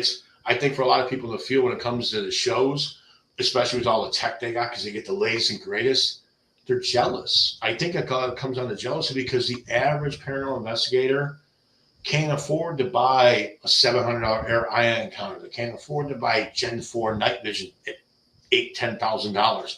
They can't afford to fly to some island, a plague island idiot like Poveglia. They can't. It just can't be done like that. So I think, the equipment, why we all use it, I don't think you really gotta trust it. Trust your senses first. If you really get into and want to buy all the gear and you hardcore and you're playing to the end of the Bible, then go for it. Study that stuff 100%. But remember, the average piece of equipment everybody had at one time, EMF detector by Alpha Labs on Salt Lake City, Memory Six, a tri-field natural meter. Every group, if you were serious, had to have it. And they were like $450 at the time. Wasn't meant for ghosts. It was meant to detect geomagnetic storms. And that's what Alpha Labs will tell you to this day, and bet the owner. But people go, oh no, it picks up ghosts.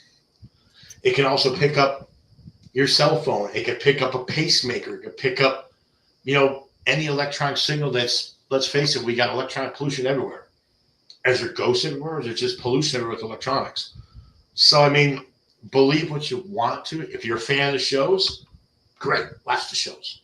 if you're a fan of really what happens on the paranormal, is mostly sitting around with your finger in your nose, waiting for things to happen, making fun of each other, cracking jokes, and figure out where you're going to eat afterwards, that's usually what happens. And then if that ghost comes in for that micro slim of a second, your heart's pounding, the adrenaline's flowing. You're running around the room, property, building, whatever have you, and it's like you're on speed, like you're on a whole different trajectory. You will wake up instantly. You are alive. And then as you're driving home, you're like, yeah, that was cool. And you're with your teammates, and it's like, we should go to White Castle. Yeah, let's go to White Castle. And that's pretty much where the story goes. And that's the arc. God, I make no sense. I really do ramble on, but yeah, what are you gonna do? Well, I was gonna say really quick, even just a spirit box thing, we're talking about the radio. So not only does it maybe put together 2 syllables, but we had one time at the prison, it was one of our celebrity ghost hunts, actually. So speaking of how these things can kind of go in a different direction than you hope they will, even though it's a celebrity ghost hunt who does have to make it good, right? So we're using spirit boxes, and it is coming, or one spirit box, but it is coming through. And somebody had the experience, I think, if I remember correctly, something about a car accident. And, it was this great story. And we all were hearing the same story. And we all said, well, that's it. This ghost was coming through clear as day. And this whole story about a car accident and this and that and the other. But it was oddly clear. Like, it was too real. We all really were, kind of walking out from that stage of the ghost hunt, just exhilarated, because this was amazing. We came out, and I just, it seemed a little too good. Kind of checked out Google. There was a big car accident that night in the area, and the news stations were talking about it. And if we never, and honestly, I don't even remember the whole story anymore, what allegedly happened, because if it wasn't for questioning it and checking Google, we all would have stepped away and said, we would remember that story. We'd say this ghost got in a car accident and 11 people died, all this stuff. Yeah. And it was just a news story.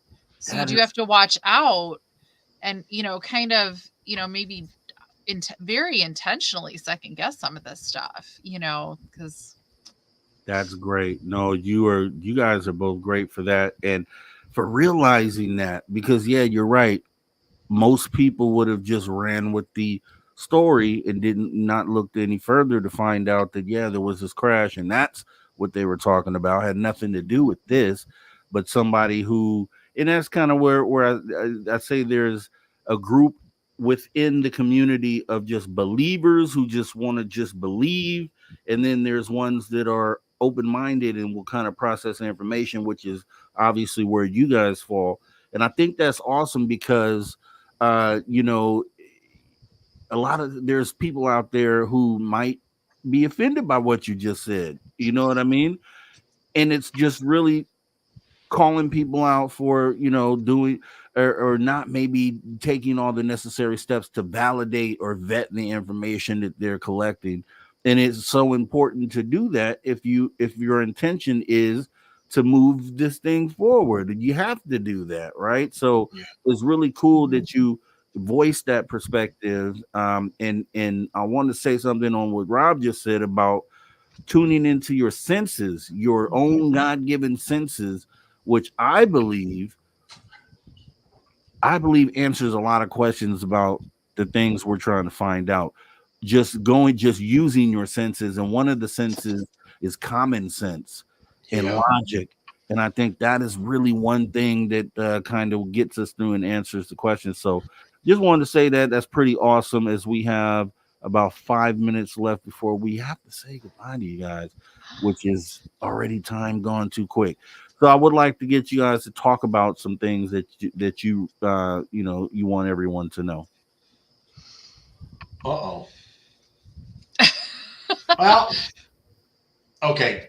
What I'd like people to know from at least the paranormal perspective, and as you said earlier, the paranormal is anything out of the normal. So whether you believe it's cryptids, fantasy, chupacabras, UFOs, aliens, abduction, vampires, reincarnation, put it in there, elementals. I mean, I remember one time being on a ghost hunt, and the gem we would go to was a para celebrity, as they're called. And he's telling everybody at the time, this was a long time ago, about chakras. And I'm sitting there going, I was a lot younger than I'm going, what's a chakra? I never heard of this. And so he's telling everybody that he put his chakras in a box. And I'm going, wait, there's chakras in a box? What are chakras? So, I'm trying to figure it out as we're standing there, and we're in the middle of a woman's field and house that legitimately was extremely haunted. We found out later on why. And he's going through this whole motion. He's praying to this water pixie, right? Pixie in the pond. And I'm standing right there and I'm running the video camera and I'm going, wow, what the hell is he talking about? I'm like, he got his chakras in a box. So I go up and ask him. I said, hey, Mr. Blah, blah, blah. I'm not going to say his name again. He'll embarrass the hell out of me. He'll hate me for it. But I'm like, can I see this chakra box? And he looks at me and he was with his wife and she kind of pulled me to the side. She goes, Rob, she goes, are you stupid or something? And I was like, well, to be determined yet. She goes, do you know what a chakra is? I said, no, I want to see it. What is it? And then she explained chakras in the box there and all. So I'm going, and I remember I turned and I looked at him and he was videotaping his show and they had to cut it. And I'm like, I looked at him, I said, dude, are you that foolish, blah, that you're telling me that this is real? And he's like, you're ruining the show. And I'm like, but I didn't think you could put something imaginary in an imaginary box. But I'll give you a better one, Rob. Here's one. I'll leave it with this as you want. Nice. When I was a little kid, I had a friend of mine down the block, Tommy Hoffman. Now, God rest his soul, he's gone. Tommy had an imaginary friend named Luke, and Luke did all the bad stuff in the neighborhood. Luke started fires. We did it too, but we blame Luke. So as we got older, Luke went away. And on some of my first ghost hunts, I dealt with a case one time with a little child that was saying they were seeing this little boy. And his boy was doing all this mischievous stuff. So some people say, oh, it's poltergeist. Poltergeist, of course, means noisy ghost in German. And I'm sitting there going, so I'm talking to this little kid, real sweet little kid. And we're all going, I'm like, you have imaginary friends and trying to go that route. He never would say nothing else because he kind of got quiet about it. And I thought about it years later, and I always said it when I do ghosts with people. I was like, did you ever somebody had an imaginary friend? How do you know they're imaginary? Mm-hmm. Wow. Just How about you, Kara? Oh, final thoughts. Final thoughts. That actually reminded me. Growing up in high school, I had a friend that their little sister had an imaginary friend, but like things actually happened that she wasn't there for. So it's interesting. Yeah, her imaginary friend, I think, was not imaginary, and we kind of accepted that. Final thoughts. I'm going to come back to season 2 of our show. I am excited for season 2 because I think we're going to talk more about, a little bit more about the community, a little bit less about just taking things for granted. So we'll kind of talk to some of the producers of, content in the, in the community, what they're learning, what their goals are, but also really kind of push the envelope and question things and not take it for granted, because I think it's so easy to do that. It's so easy to make assumptions and really try to go beyond the assumptions and go beyond, kind of go beyond the para-celebrities, kind of go beyond some of the stuff and see if we can learn something together. Yeah, that's awesome. I mean, because when you look at it, it's not all glamorous. It's not all picture perfect. It's not all made for TV. It's not always a really spooky moment that happens that was captured so perfectly. It's just really about gathering the evidence. And, I can appreciate where you guys are coming from with this. And for others as well that may look at paranormal, what we're calling paranormal, as something that is, smoke and mirrors or something that isn't real. I got to tell those people, this stuff is real. There's definitely something going on here. I don't know what it is. We're trying to figure out what it is. And it could be all related. It could be separate. But there's definitely a lot that, people think we know that we don't know. I mean, there's just so much. So with that being said, where can everybody find you? If you can give me in 10 seconds. You can find me on Facebook, Kara Phillip, on Instagram, Kara Phillip Official. You can find Into the Obscure on both Facebook and Instagram. there goes Rob. Facebook and Instagram, Into the Obscure. You can find us on PARAFlixx at Into the Obscure. With Mr. Rob G on the only All right, place that where is you awesome. can own the night. Thank you, Kara and Rob Spaced Out Johnson, for coming in. Spaced Awesome Out stuff. Radio. Thank you. As we go from our Your dial to radio right break frequency. into our YouTube break here.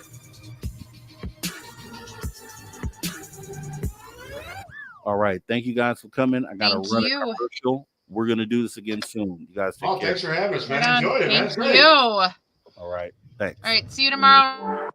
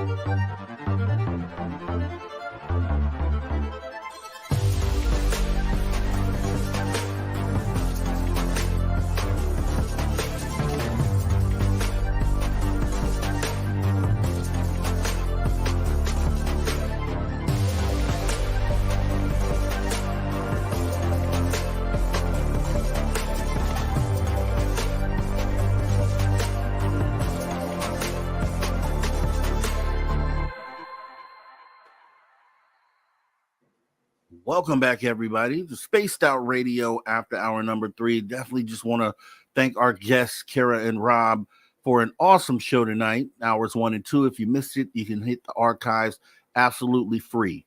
Remember that.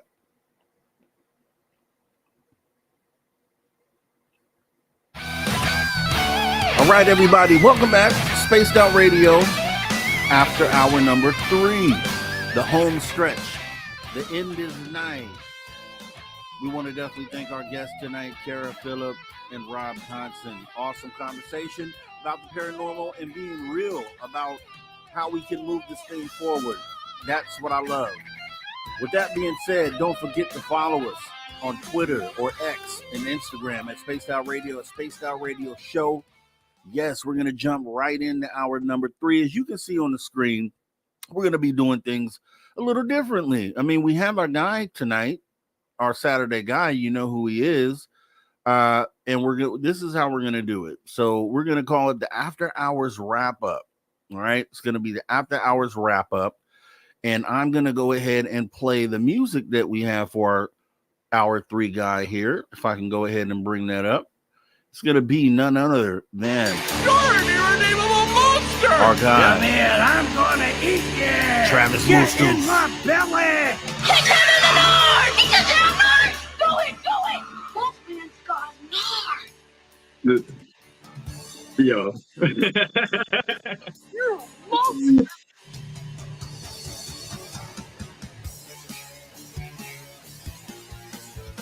All right, there we go. Yeah, that's for you. That's your official welcome music every week. That's gonna play when you come in. So welcome, Travis, to the show here in hour number 3.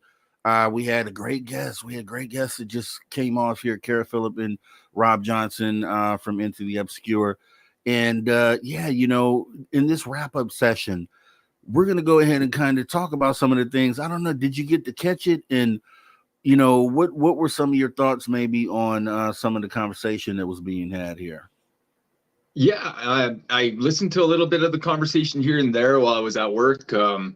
I just literally got off schedule, and it was pretty cool because there was a huge northern light show in the sky, you know, so it's just like watching these streams of green lights just in the atmosphere, just, you know, flashing and making all sorts of movements and stuff. So it was nice to see that. And then I caught a glimpse of the star, was it Starlink? That's what it's called. With the the line of satellites, and they're just all following each other.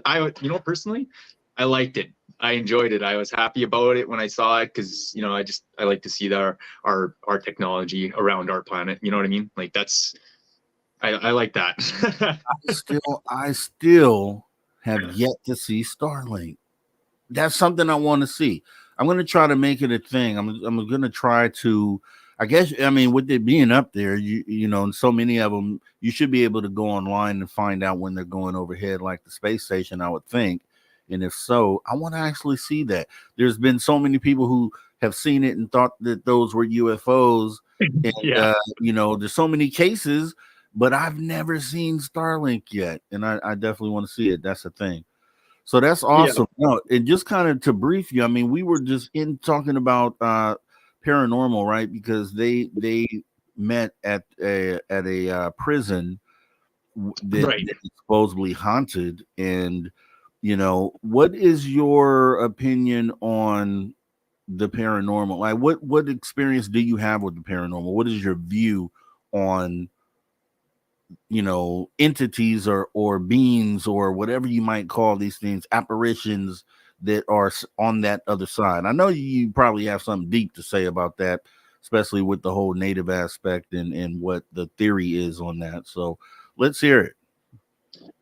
All right. There's a few things, like for most people that just live their lives, when the topic of death comes up, especially when my uncle told me about it, he says that it was all through love, and like that the other side would come and meet you, and before your demise, and you'd be able to see these spirits or your loved ones on the other side, and they'd come over and talk to you and kind of like say, it's your time kind of deal, and we're here to guide you and kind of give that reassurance for a lot of the native folks out there. And that's just like that's just your average people living, and it's through that love that we see that connection on the other side. That's what my uncle always told me was that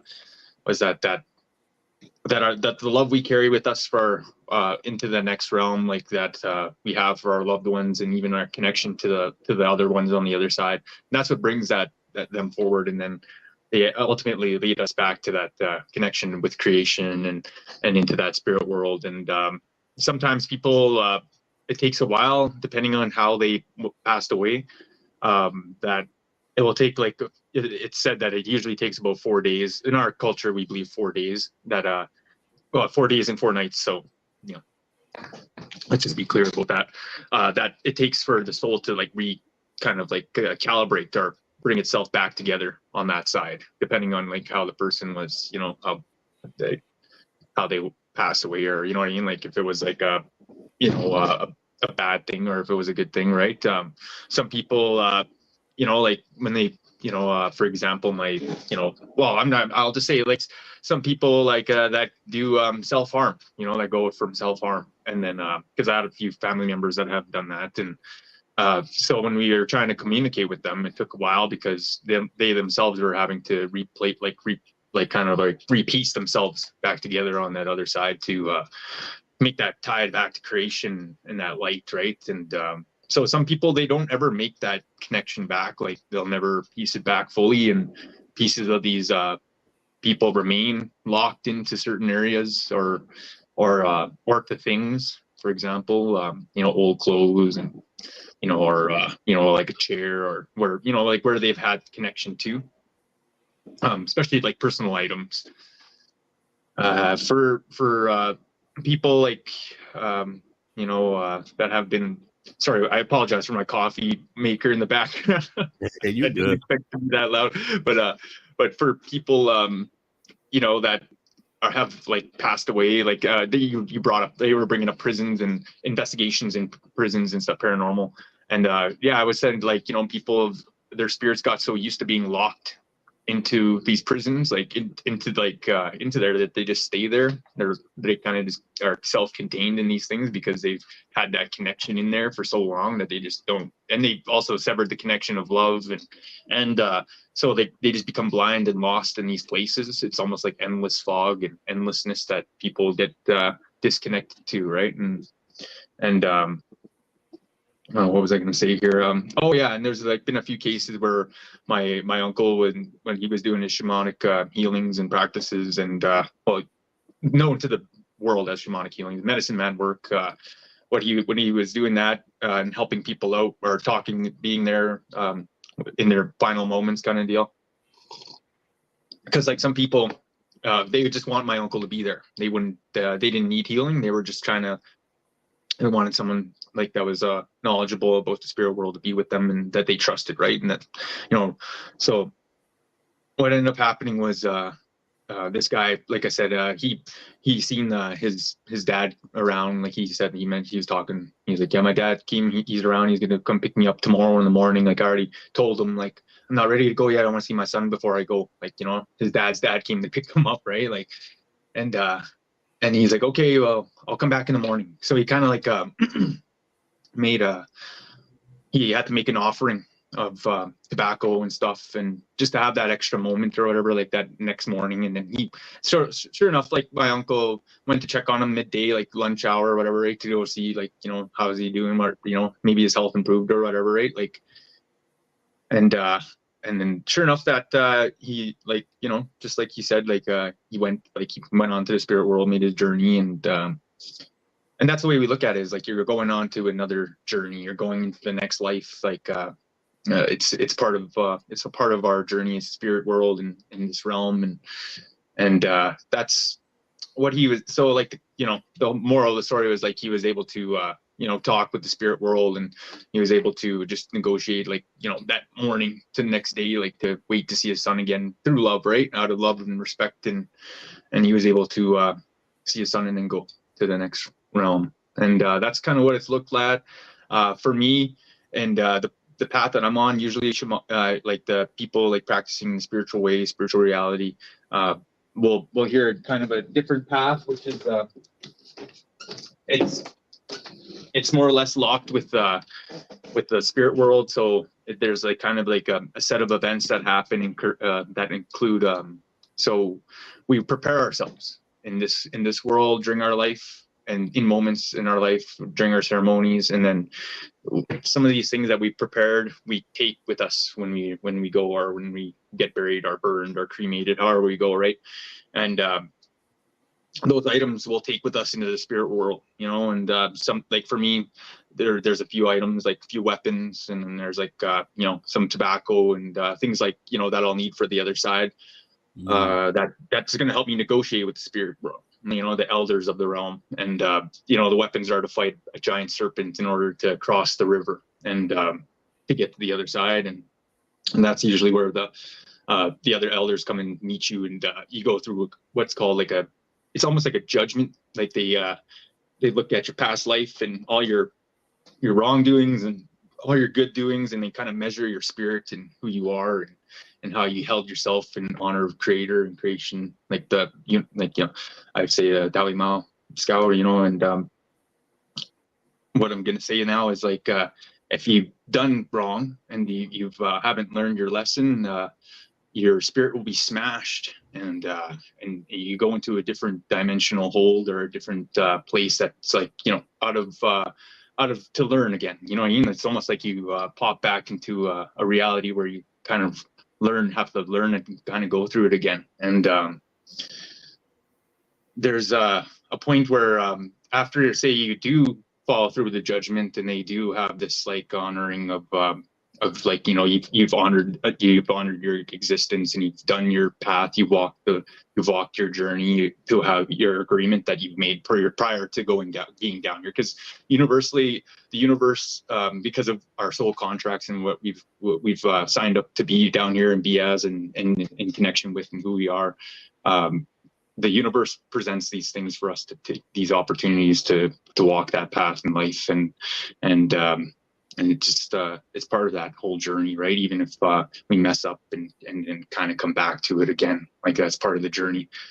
But so say you do get honored, you do honor it, and you do follow through, there will be the option with the elders. They'll take the tobacco that you have, and then that will open up the gate to the North Star, and the North Star will take you back to the universal energy, universal realm, the spirit realm, the existence, and in that reality. So you kind of go and become that again, and you go back there. And then if you want, you could choose, you can come back as whatever, you can be anything, literally. Like it's kind of like what in the universe, like you can literally pretty much be anything. So it's like you just kind of go back to being that energy, and you have this, or you can just exist as that, right? The energy that connects within all things, and that's just what it is.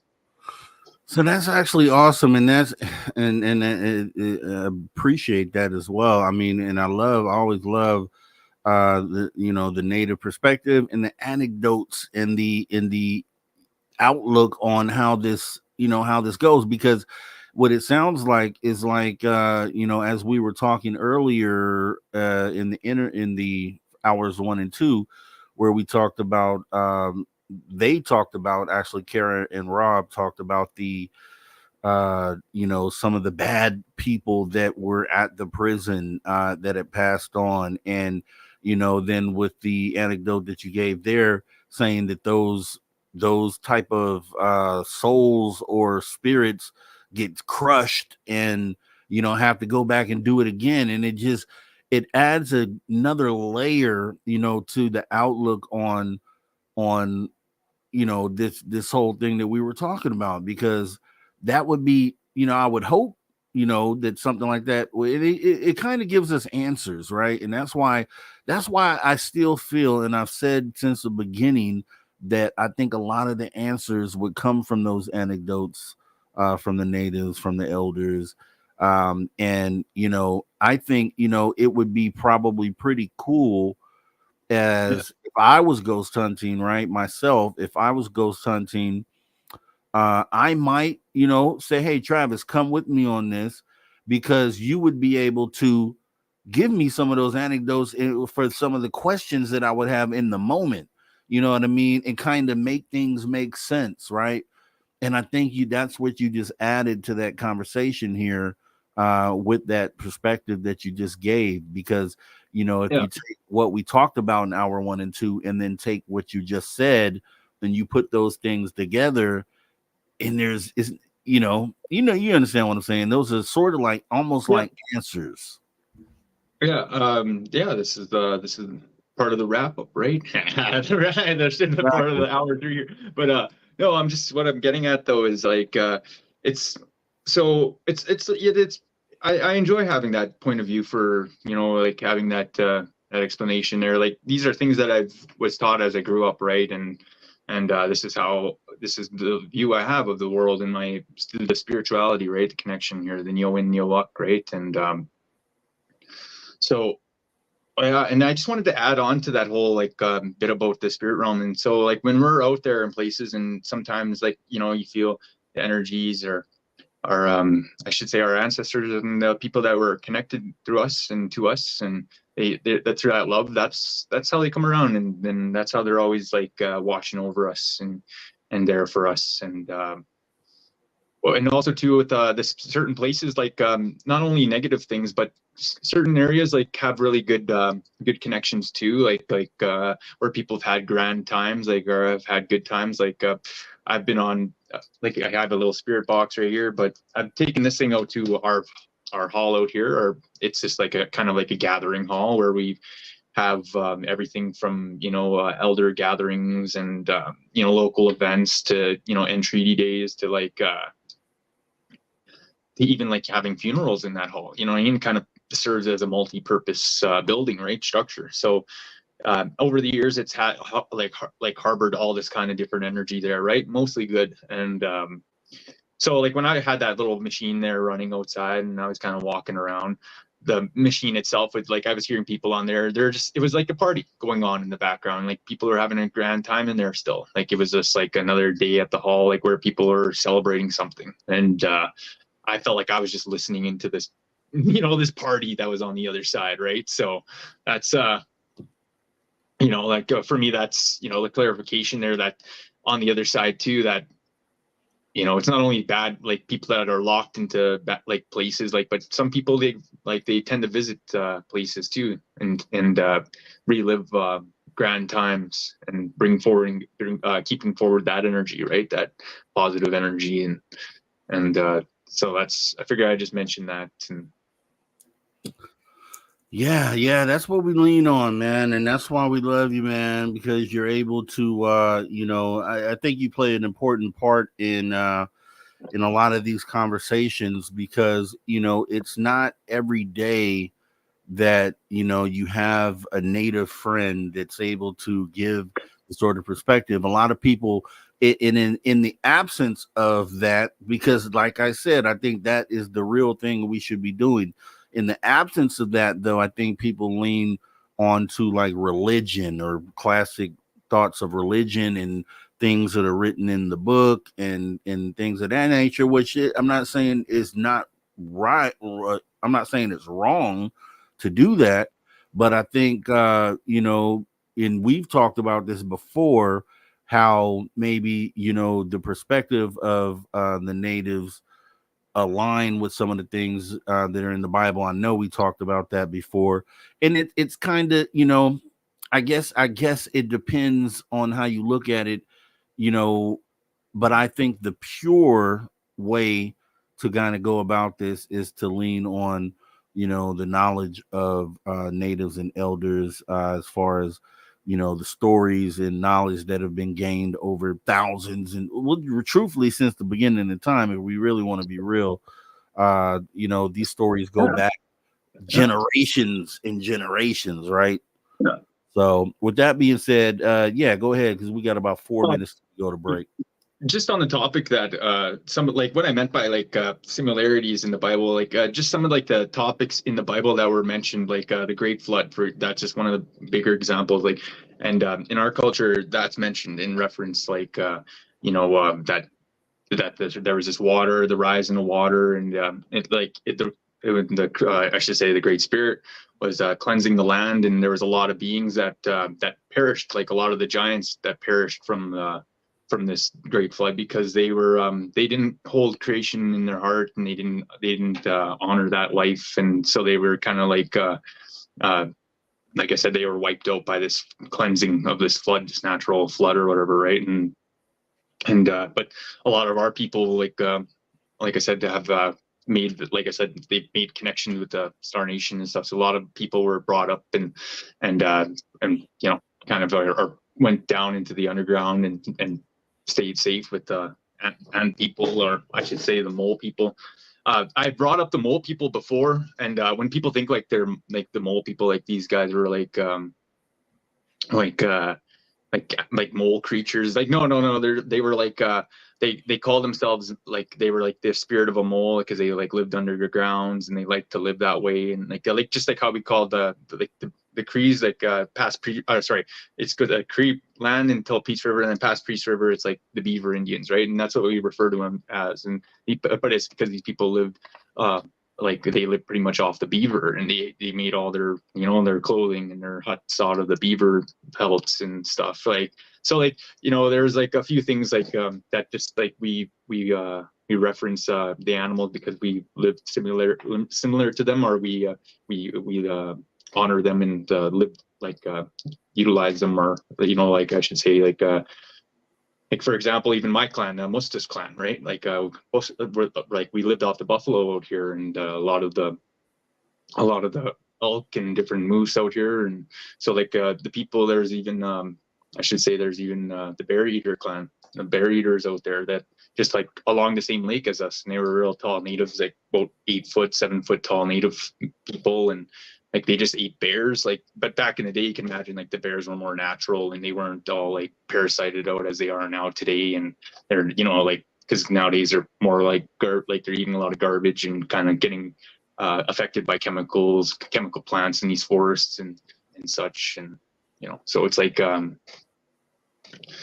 yeah, so there's all that, right? I'm just saying, like, but yeah, so like there's tons of history there. I'm happy to share all this and bring it forward though, and talk about the similarities and like I said, the similarities of that flood and how it correlated with like some of the other big events that happened worldwide, right?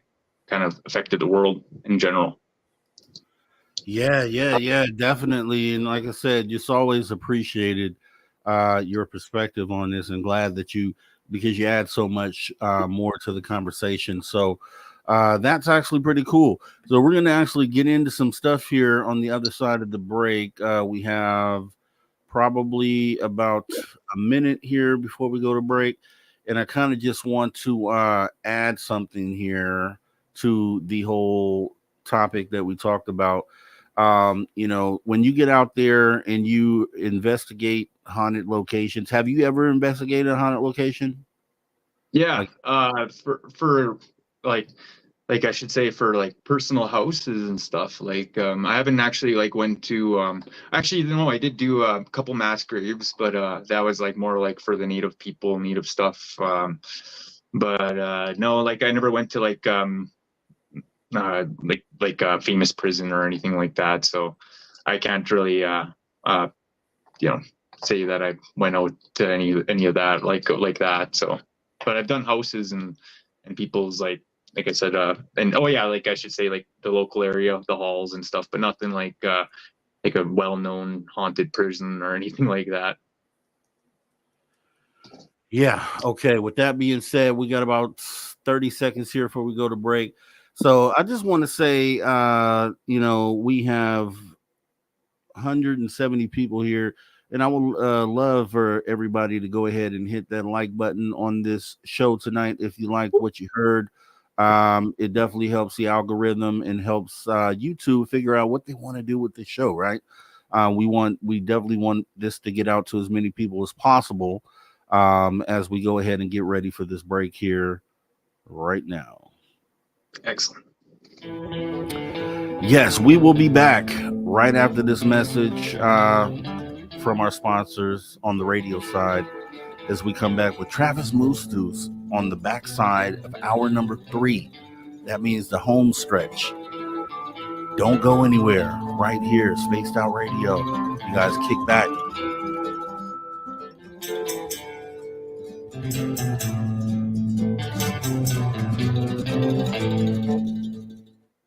All right.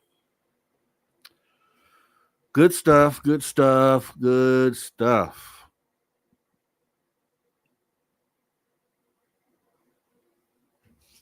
Mothman says smash the like button. I like that. Fast Hemi, thanks for coming on in. I didn't see you before. Thanks for coming in. FAP, I didn't see you either. Thanks for coming on in. We appreciate it. Let's see. Let me go back. Bomber, didn't see Bomber earlier. Did I say Bomber already? I don't know. I always get confused. Channel Warhorse, thanks for coming in. Didn't see you before. Country Carpenter, same with you. Thanks for coming in. Appreciate you showing up tonight. Let's see. Just looking for.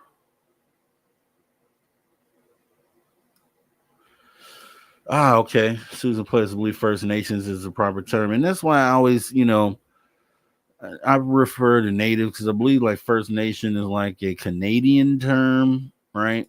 And I'm in America. So First Nations is a new term for me, actually. But it all means the same thing, I guess,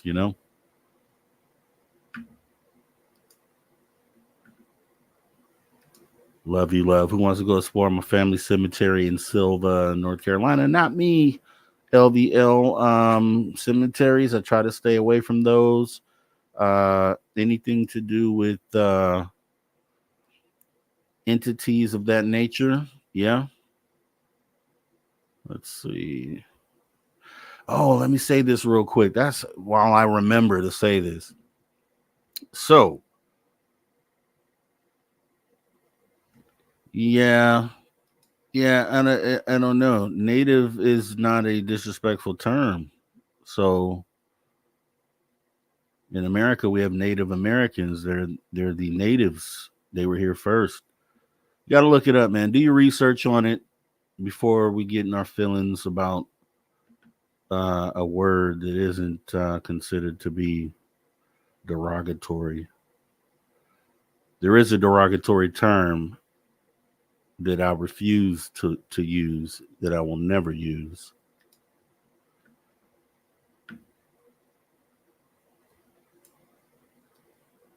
All right, so jumping back into that. So here we go. Exactly, Tamon, man. They were here first.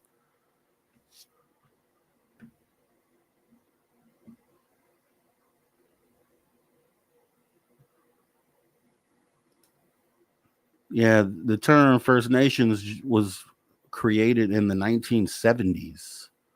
So I don't believe that they were the ones who created that. So got to kind of do some research on that. Let's not, let's not. I won't be asking Travis that because we talk behind the scenes, and I'm sure he'd let me know if it wasn't the right thing to say. Pretty sure of that.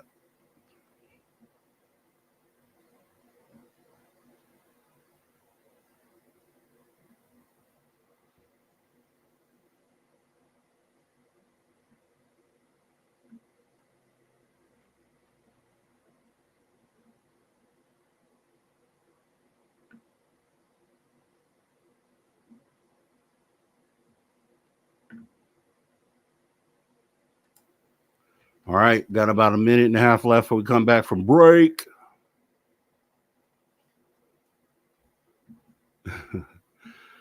Yeah.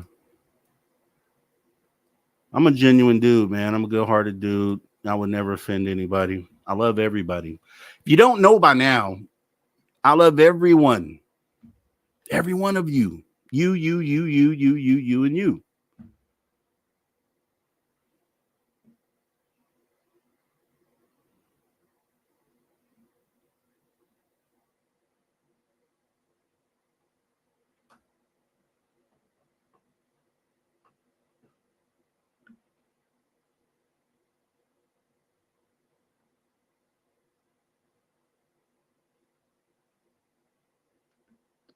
So did you check out any of those cool pictures I had sent a little while ago? It's like of all the northern lights going on out here. Nah, you sent those. When did, Yeah. I'm gonna have to bring those up, buddy. I'm gonna have to bring those up. So we got about 20 seconds left when we come back from break. Oh, Travis, so we're gonna go till about 40 after, because then I have to run Steve Stockton afterwards. So we'll talk for a few more minutes here. Okay, yeah, I'll be back then. Yeah. No, you're here. You're here now. I'm back. Welcome back to Spaced Out Radio after hour 2.5 on the back half of the show. This is it. Home stretch. We're on the way home.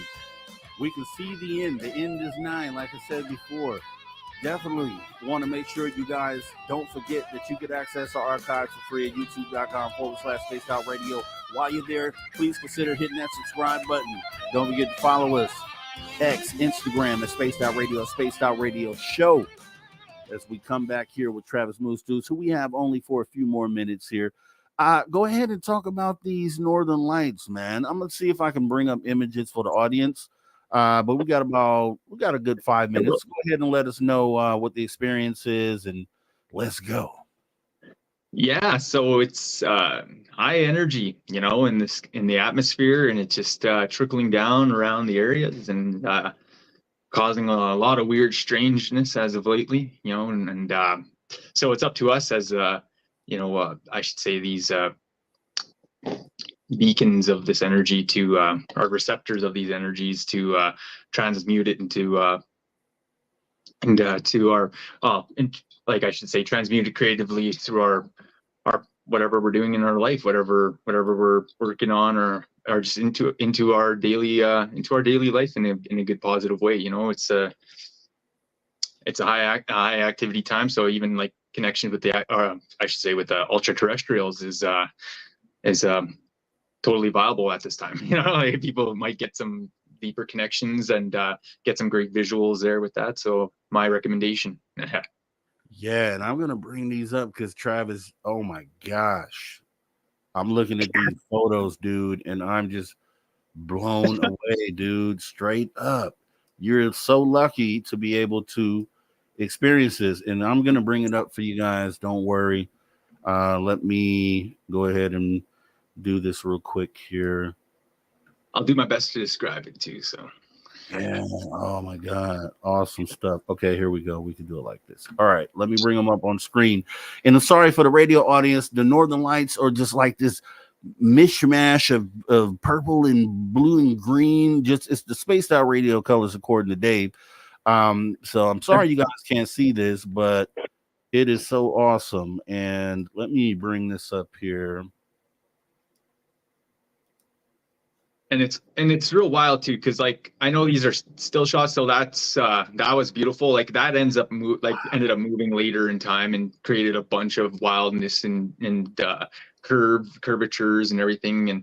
And that's what I mean is like sometimes it'll just be that, but then other times it covers the whole sky and you start to see like real wild shapes and different kind of things that I should say just like morph out of the light in the sky. And it's like a few times we've seen things like what look to be like warriors on horses and people walking like a trail.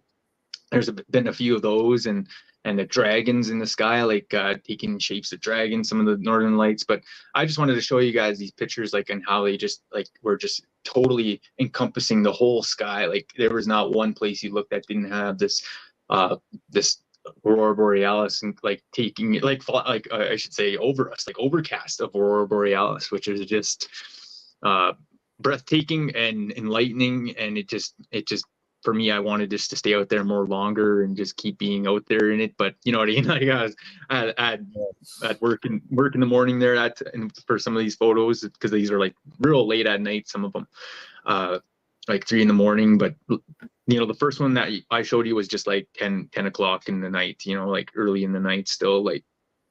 But yeah, they've been active as of lately, so that tells me there's like a lot of energy going on through the atmosphere, and then our Earth is picking that up through all of its natural minerals in the planet, the crystals, and those are all creating a vibration and I should say a frequency that's just transmuting through all the dirt in the ground and through the trees, and those trees are giving off that energy too, and that's how that energy travels through everything, right? And then we pick that up, and so it's like I said, it's causing a lot of strangeness and people who quite don't understand what's going on out there. And so a lot of grounding, meditation, and prayer to transmute this energy into good alignment with the universe and good paths, and bringing the happiness and finding the love and the joy in today's existence.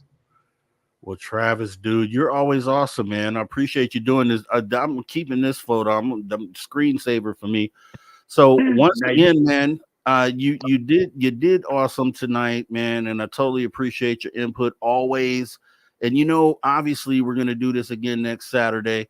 So I want to thank you so much for coming tonight. Everybody, thank Travis. Travis is the dude.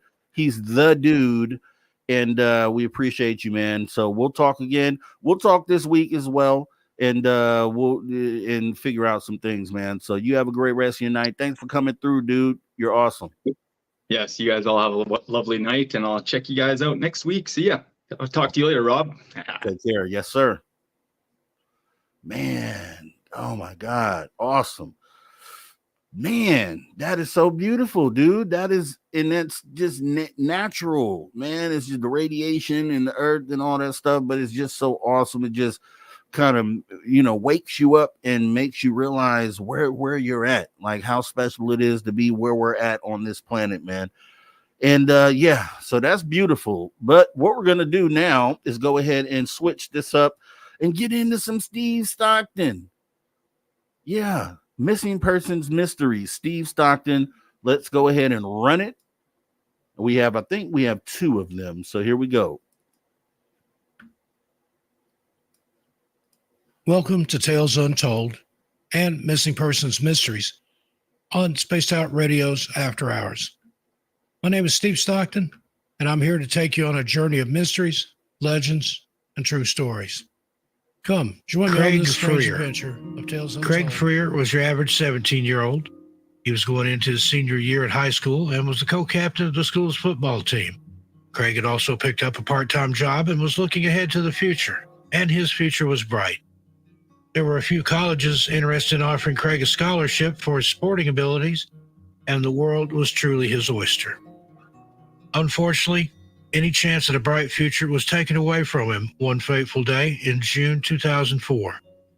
His sudden disappearance would turn the lives of his family upside down, and as recently as 2021, the New York State Police are still actively investigating and chasing down new leads. Craig's parents were happy when they heard he'd picked up a part-time job at the Price Chopper supermarket in Glenville, New York. Craig picked up a few shifts, which somehow he managed to fit into his busy schedule. On Sunday, June 27, 2004, Craig walked out of his home for what would be the last time. As far as his parents were concerned, he was headed to work.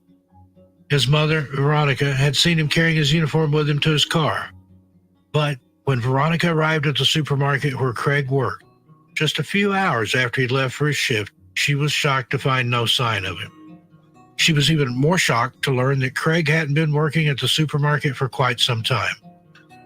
Whether it was shame, embarrassment, or something else that made Craig hide the fact that he got sacked, we'll never know. His parents were, of course, very upset that Craig had lied to them, and they called Craig's girlfriend to see if she knew where he was.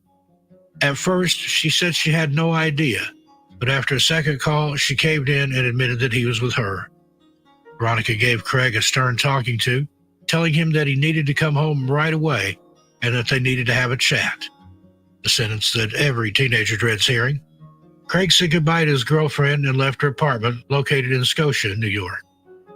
According to his girlfriend, she watched as he walked towards his car, but then at the last minute darted off in the opposite direction. What had scared Craig, and why had he run away from his car? Surely, if he was in danger, the best thing to do would be to head to the car and drive away or go back inside. According to reports, Craig ran into the nearby woods, and this is the last confirmed sighting of him.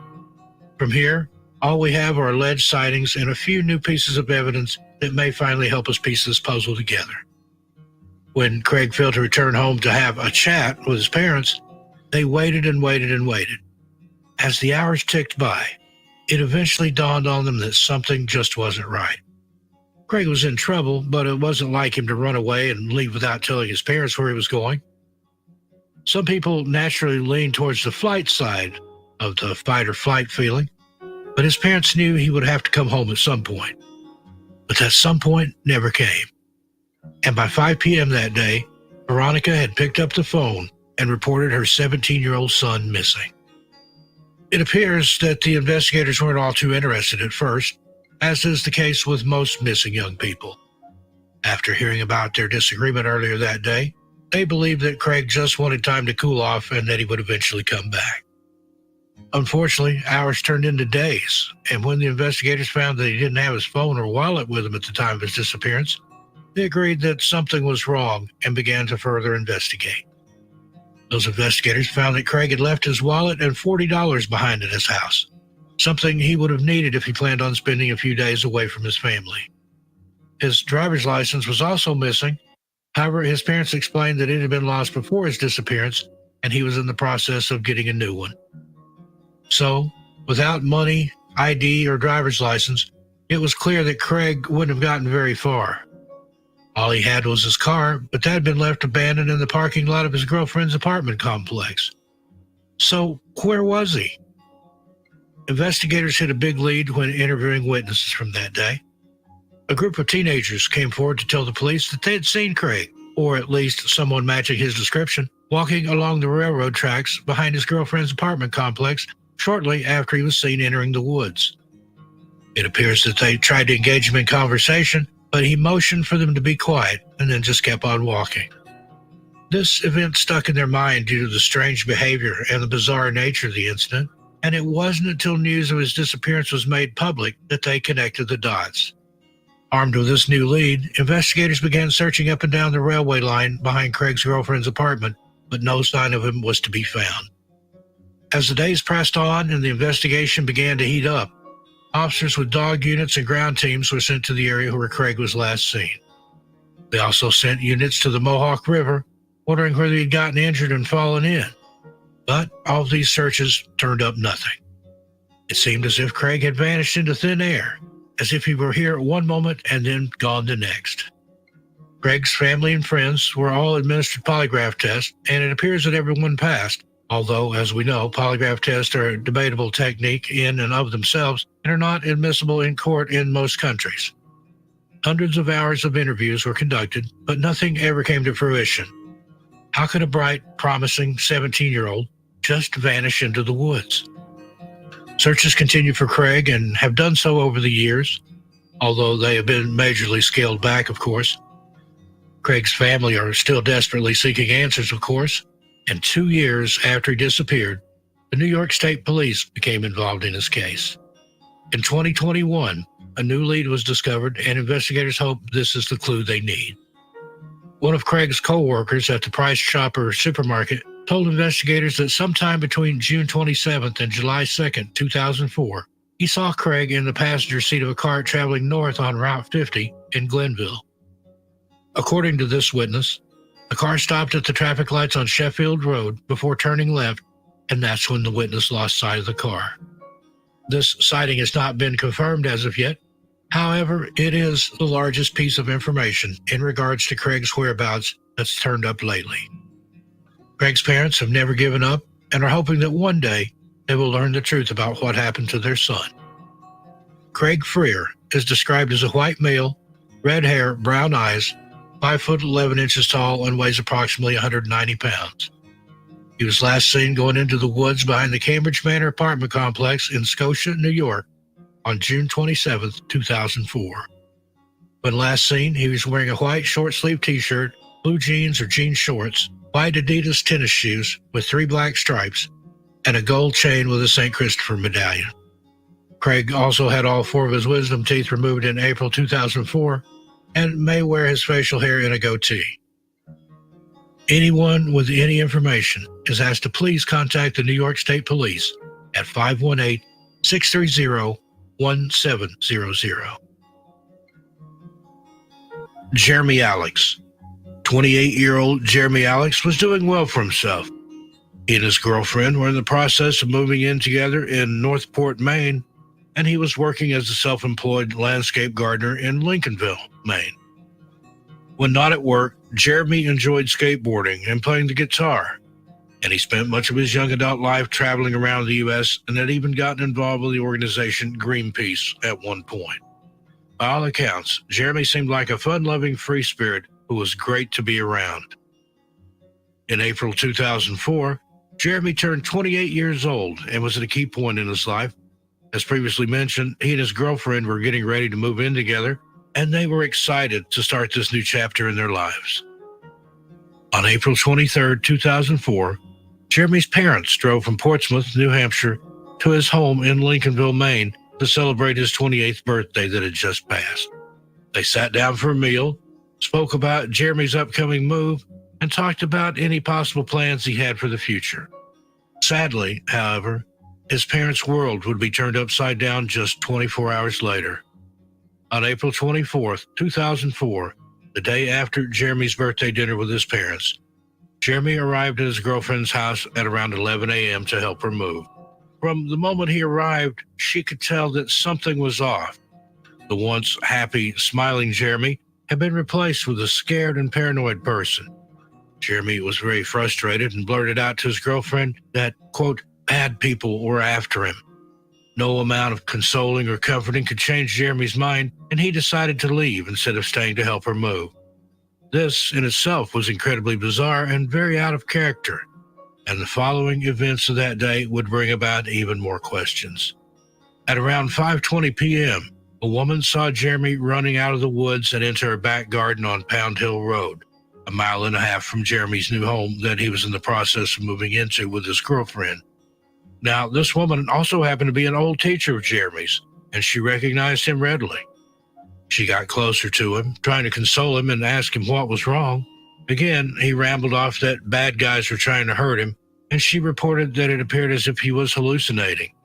The woman called for her husband, who ran out into the garden and kept Jeremy there while she called the police. The couple noticed that Jeremy was clutching money in his hand. By the time the woman had gone inside to call the police, Jeremy had broken free from her husband's grip and took off running into the woods once more. Other witnesses reported seeing a man fitting Jeremy's description on Route 1, and after this, he's never been seen or heard from again. The police quickly arrived at the scene and took statements from the husband and wife duo. The next day, Jeremy's van was found abandoned near Pound Hill Road at the Waldo County Humane Society.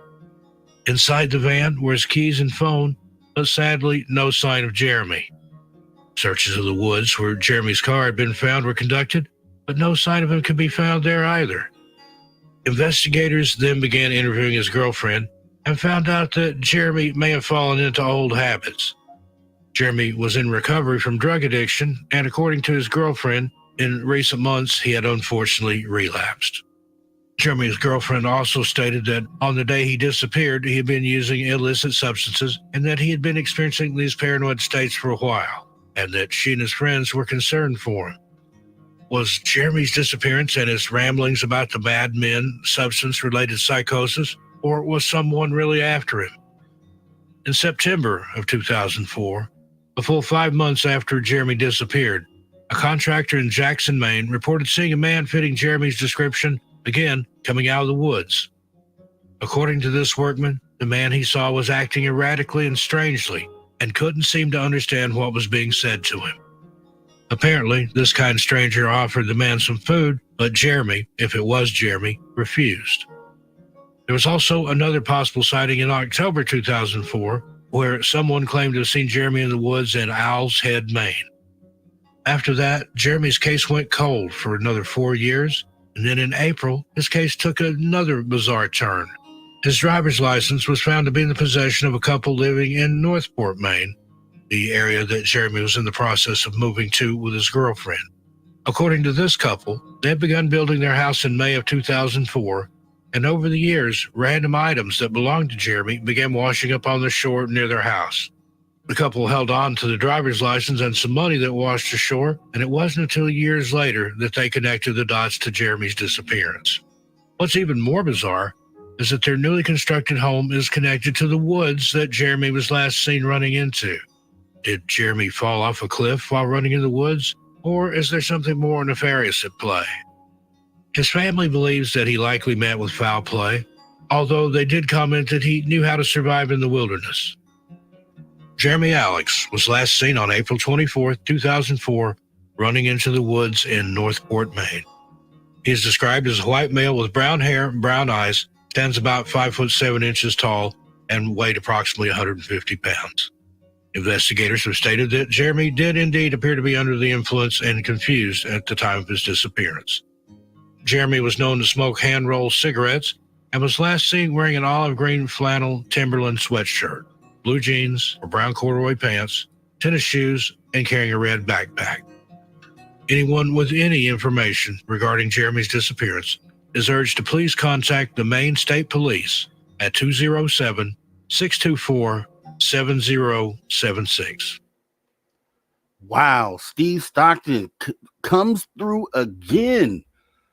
Like, amazing, right? But it's heartbreaking at the same time. You love to hear him read the stories, but then when you realize that these are actual missing persons cases, I think that's the part that really is like, wow, right? And it really hits you pretty deep. So shout out to Steve Stockton, Missing Persons Mysteries, Tales Untold. Make sure you guys go over to his YouTube channel and make sure you hit the subscribe button and hit the like, because he's doing this all the time. As we have about a minute left before we go ahead and close out the show, tomorrow's guest is going to be none other than Tom King. Now, to some people, that name doesn't mean anything. To me, he's a good friend, first of all. You know, I've had the pleasure of knowing him for a little while now.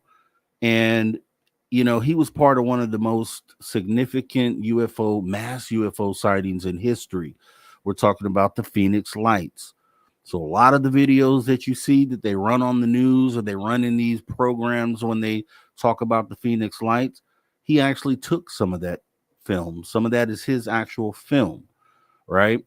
And then he also has, in which we're going to end up talking about tomorrow, an extensive sky watching setup that is mind-blowing and unbelievable.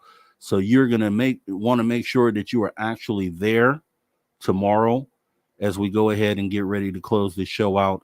Awesome show tonight. Thank you, Kara Phillip and Rob Johnson, for coming through. And my guy, Travis Moostus, my Hour 3 guy with the After Hours wrap-up. With that being said, we just want to thank everybody that came through. And we also want to thank and say hello to none other than Mr. Ron Bumblefoot Thal. That's the man rocking us out each and every weekend as he reminds us to never say never again, because yes, the phenomena is real and anything and everything is possible. So show some love. Go ahead and put your horns up, right? Just throw your horns up. Also, we want to thank our viewers online and listeners on terrestrial radio and digital platforms, when and wherever in the world that you may be listening from. We appreciate you for tuning your frequency to Spaced Out Radio, where we do what we do best. What's that, you ask? We own the night. Remember, this show is copyright Spaced Out Radio, SOR Media Ventures Unlimited. It's been a pleasure serving you once again as your host. I'm Mr. Rob G. This is the After Hours Radio Show. And to all you space travelers out there, this is not a goodbye nor a farewell. However, as we go off air tonight, we will see you next time. You guys take care. Much love. Have a great night. Back here tomorrow. Same time, same place. Take care.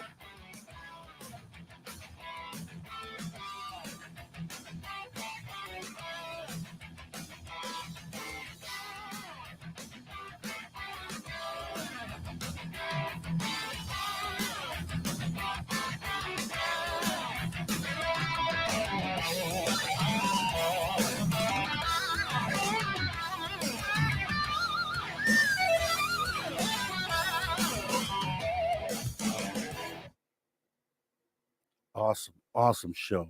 Thank you very much, everybody, for coming through. It's been an awesome experience tonight. Definitely had a great conversation. Loved Kara and Rob. Their energy was off the charts. Thanks for each and every one of you who came through tonight. And actually, here's what we'll do, because I did say that we would do this, right? The regular show is over now. We just ended the radio show. Why don't we pull out some trivia, right? I don't know if anybody wants to stick around to do that, right? Because Deb isn't here tonight. But we could go for like 20 minutes, right? Afterwards, over the boundary, because the show is done now. But we can do whatever we want at this point, right? It's up to you. Let me know. One's in the chat for trivia. If not, we're just gonna shut it down. Let me know. One's trivia. Don't answer if nothing. Just let me know. Let me know. Nah, Rob, no trivia. Mothman says. Bomber says trivia. Lovey Love says, I am ready. Kira says, yay, trivia. Mothman, you might be outnumbered. But you cheat anyway, Mothman. We know your game. We know your game, Mothman. We know your game. Joe Monk says 1. Yeah. FAP says 1s. Yeah, a lot of ones. Ones. Okay. So this is what we should do. This is what we will do. Let me go ahead and get that set up, right? Because with the new format, we get to do this. We get to do like the overtime thing, right? We don't have to end it yet. The radio side is ended. So let's have a little bit of fun. Why not? Why not? I think I have a graphic for that. Do I? Boom. There we go. And do we have the trivia music? Oh, yeah. There's the trivia music, guys. Okay. Let me get this set up, right? We just thought to do this last minute. We'll stick around for 20 minutes. And the reason why is because since I'm doing the show, right, here on the weekend, and we don't have anything playing over on the Social Dig tonight. So let me go ahead and do this here. Oh, Deb's going to be upset that she wasn't here tonight.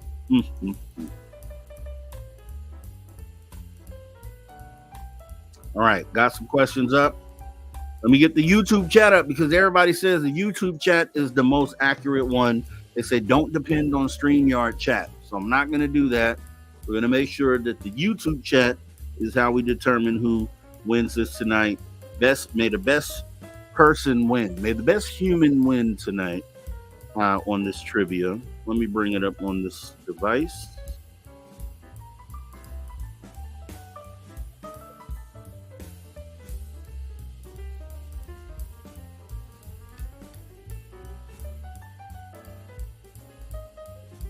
Okay.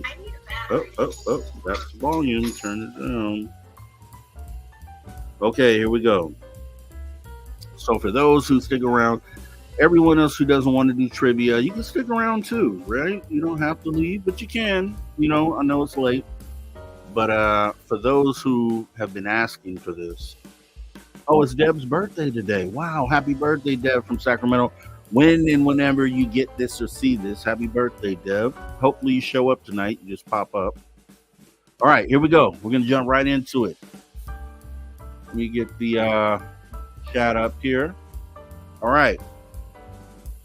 So, paranormal, cryptid, extraterrestrial, UFO, general paranormal, general cryptid.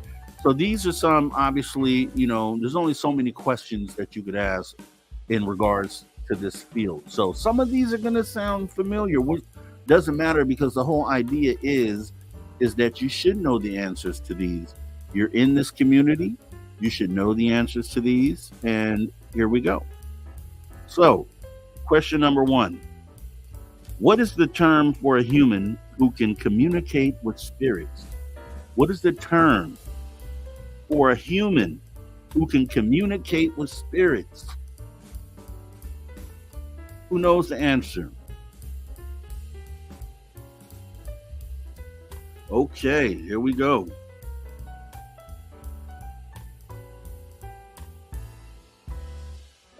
Okay, yes, it's a medium. It's a medium. And Paramarv got that. So let me go ahead and bring Paramarv up here to the front. Paramarv, please step to the front. Correct answer, Paramarv. Thank you, sir. Right, next question. Next question. Which incident involved a UFO sighting? This is a UFO question, obviously. Which incident involved a UFO sighting over a school in Zimbabwe in 1994, where many children reported seeing extraterrestrial beings? Which incident involved a UFO sighting over a school in Zimbabwe in 1994, where many children reported seeing extraterrestrial beings? Which is my favorite. This is one of my favorite sightings, actually. And Paramarv got that. It's the Ariel school. He spelled it wrong, but hey, I understand what you're saying. I won't nitpick on that tonight. Yes, Ariel school, one of the most impactful sightings out there. I mean, if you didn't know these things were real, go check out that sighting. That sighting it'll bring it home for you, at the very least. All right, next question. Let's see. We will pick a cryptid question.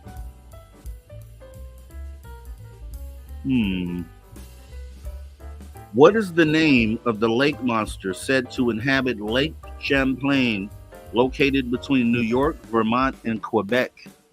What is the name of the lake monster said to inhabit Lake Champlain, located between New York, Vermont, and Quebec?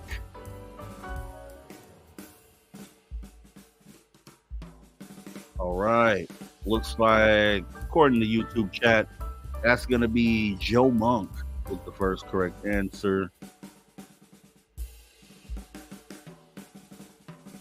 Yeah, Paramarv retracted is. So, yeah, it's Joe Monk. Oops. Hold on. Joe Monk. Correct answer. It is Champ. Lake Champlain. It's Champ. All right. Let's go ahead and dive into an extraterrestrial question. Right? Okay. What is the name of the star system where the supposed alien race, the Greys, are believed to come from? What is the name of the star system where the supposed alien race, the Greys, are supposed to have come from? Does anyone know? Where are the Greys supposed to be from?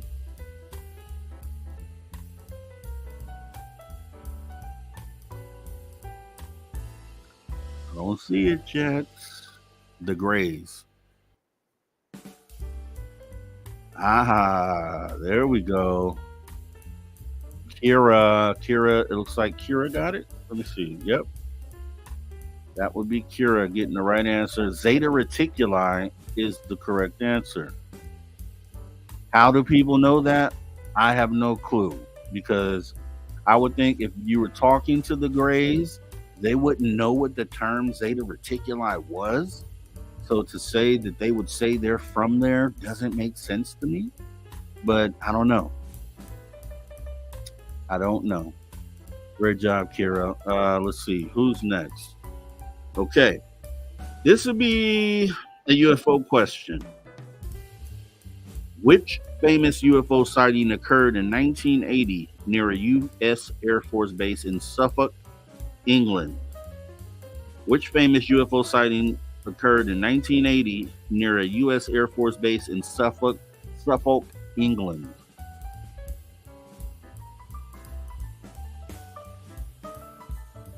Yes, Paranormal with Rendlesham. It is Rendlesham. Rendlesham Forest. Rendlesham. We'll take Rendlesham. We get what you're saying, Para. All right. And like I said, so you didn't get the answer. You didn't answer first. At least you get the knowledge, right? Write down the correct answer. This is all stuff that's within your wheelhouse. Things we talk about every day. And should know the answer. So let's see. Going down the list. Let's go to a cryptid question here. This is very easy. Should be easy. What creature is said to live in the Pine Barrens of New Jersey? What creature is said to live in the Pine Barrens of New Jersey? This one should be pretty easy. The Mothman said, Mothman. That's funny. If you knew the backstory on that, you would be laughing. It's hilarious. Let me see.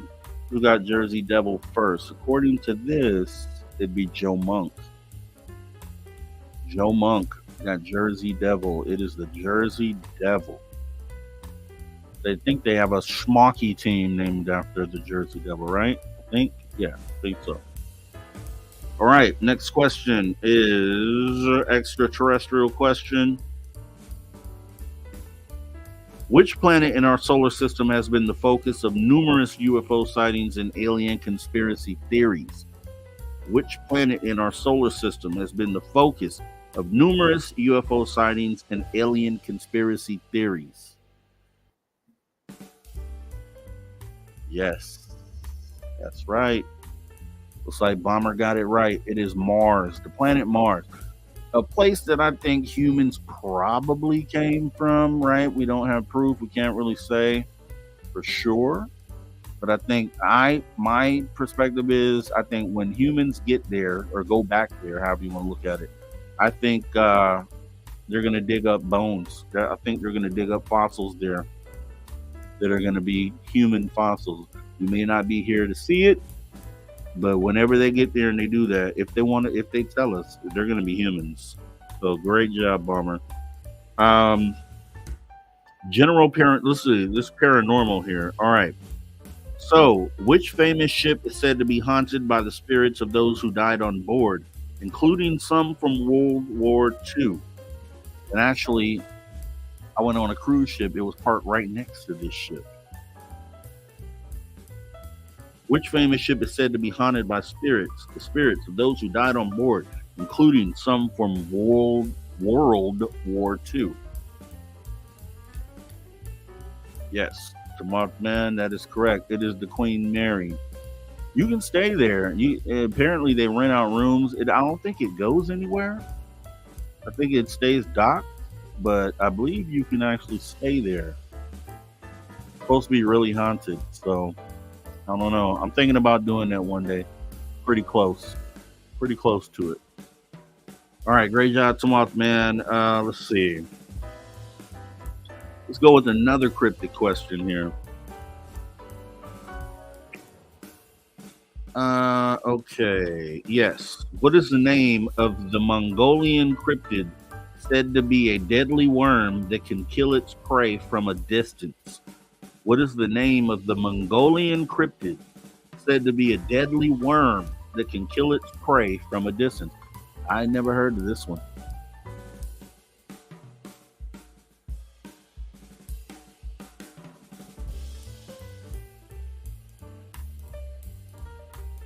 This one is probably not what you would.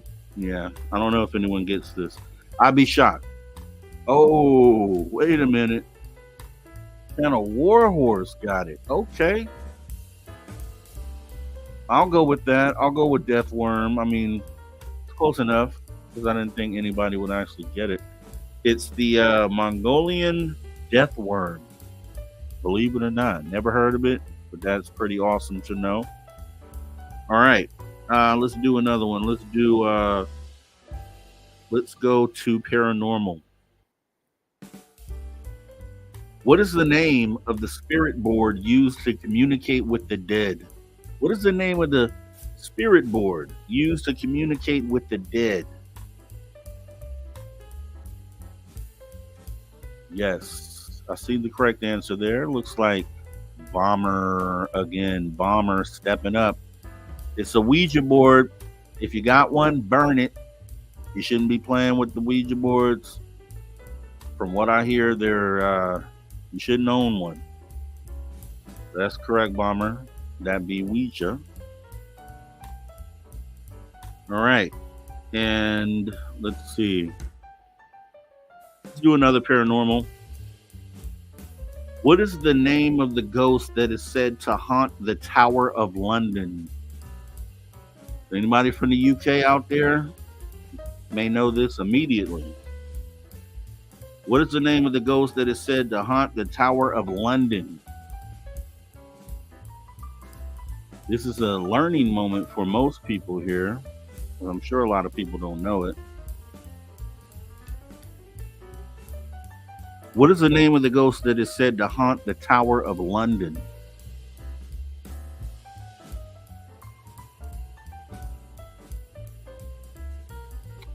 Don't see it yet. Don't see the answer yet. Give you 5 seconds. 4, 3, 2, 1. Anne Boleyn. Anne Boleyn. Boleyn. I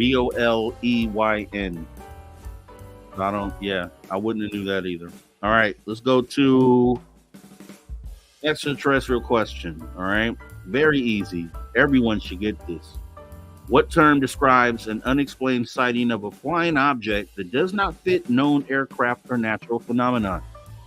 What term describes an unexplained sighting of a flying object that does not fit known aircraft or natural phenomenon?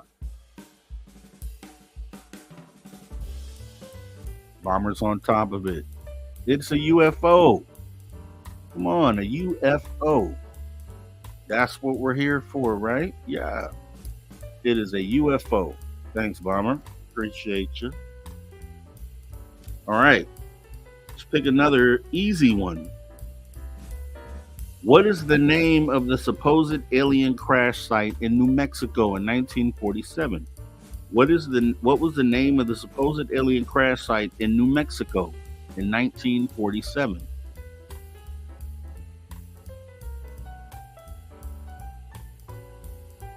Yes, it's Roswell.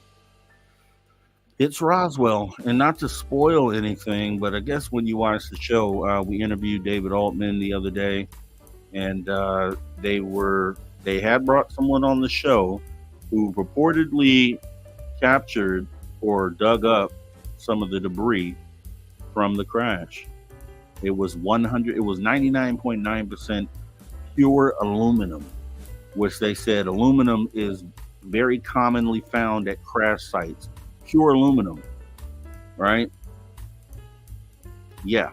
So there may be something to that crash in Roswell and other crash sites as well. All right. Next one. Let's see. What do we got here? And we'll do this for we'll go about another 12 minutes here. This is a paranormal question. What is the term for the ghostly sounds or voices captured on audio recordings? What is the term for the ghostly sounds or voices captured on audio recordings? We talked about this today briefly. And it looks like Paramarv got it. It's a EVP, which stands for Electronic Voice Phenomena. So yep, YouTube chat says Paramarv got it first. All right, nice. All right, and let's see. Let's see who knows this. This is a UFO question. What is the name of the Japanese pilot who reported seeing multiple UFOs while flying over Alaska in 1986? What is the name of the Japanese pilot who reported seeing multiple UFOs while flying over Alaska in 1986?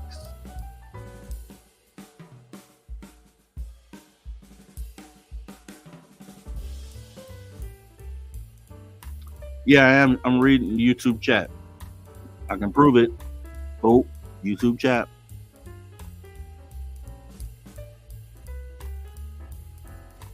Let me see. Let me make sure somebody. Okay. It's the right name in there. I don't see it. Okay. I'll give it to you here. It's Captain Kenju Terachi. Kenju Terachi. Terauchi. Probably said it wrong. I'm sure I did. But at least you learned something new today. Right. Moving on. In which city, this is a paranormal question, in which city is the haunted Stanley Hotel, which inspired Stephen King's The Shining? In which city is the haunted Stanley Hotel, which inspired Stephen King's The Shining? Awesome movie, by the way. Which city is that hotel located in?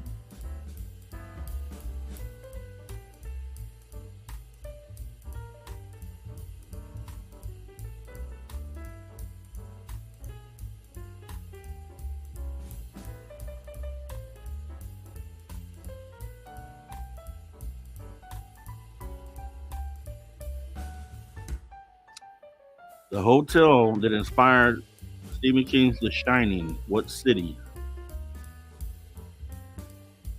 No one knows? All right, let's move on. It's 5, 4, 3, 2, 1. Estes Park. It's Estes Park, Colorado.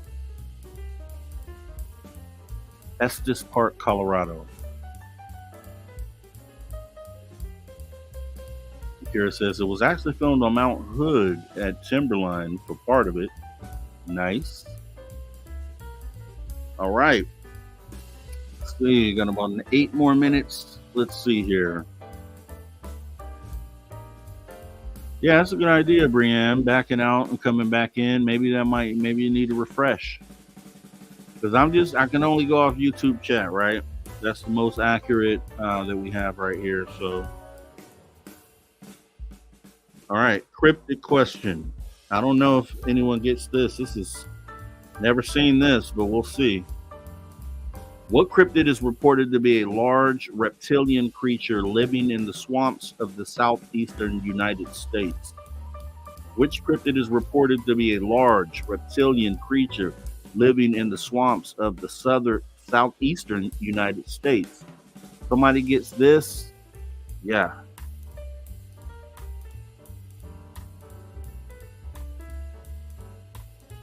Kakisa? I'm not saying that right, I'm sure. Yeah, Space Out Radio on the weekends, we run 8 p.m. Pacific until 11 p.m. Pacific. Then through the week, we go 9 p.m. Pacific until midnight.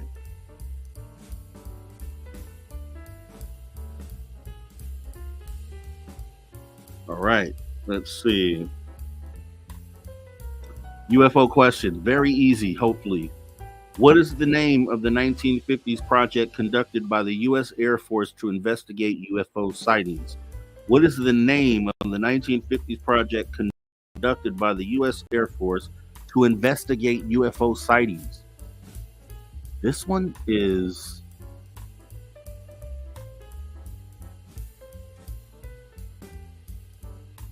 Yeah, exactly. Okay, we got it. Joe Monk. Project Blue Book. Project Blue Book is the correct answer. All right. Let's see. Okay, we could do a few more here.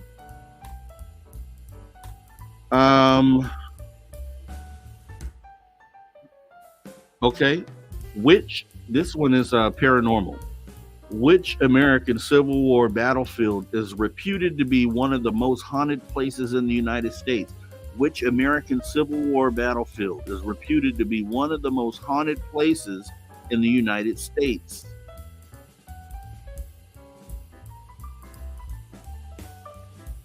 Yes, Sarah Marv. It would be Gettysburg. I remember I was in a gifted and talented class, right? And they took us to a college, and I had to, by memory, recite the full Gettysburg Address. 7 years ago, our father brought forth to this country a new nation conceived in liberty and dedicated. Yeah, believe me, I had to say the whole thing. All right, great job. And let's see, we got about 5 minutes here.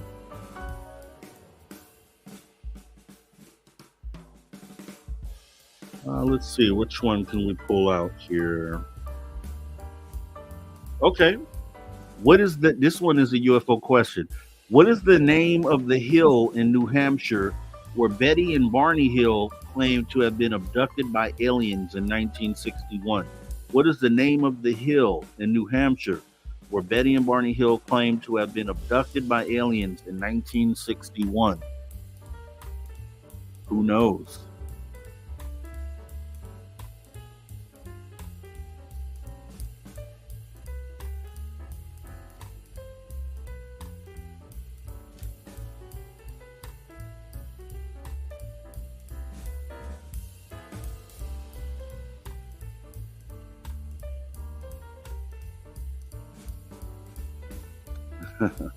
Aaron says Hamburger Hill. No, not Hamburger Hill.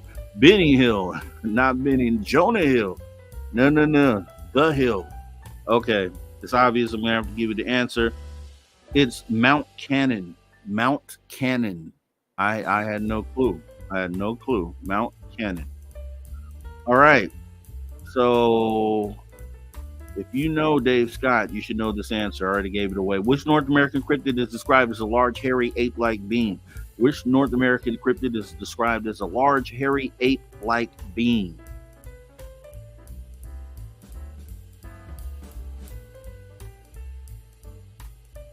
Okay. It would appear that Bomber got it right. Because it could be Bigfoot or Sasquatch, right? I make no qualms about it. If there's a real difference, I don't believe there is. So Bomber got it with Sasquatch. Okay. You know, Dave, actually, you should have said Squatch, because that's the term Dave likes. I'm telling you, say it to him next time you see him. All right. Yeah, we got about 3 minutes, so that's about enough time. Let's do 2 more questions here and then tally it up.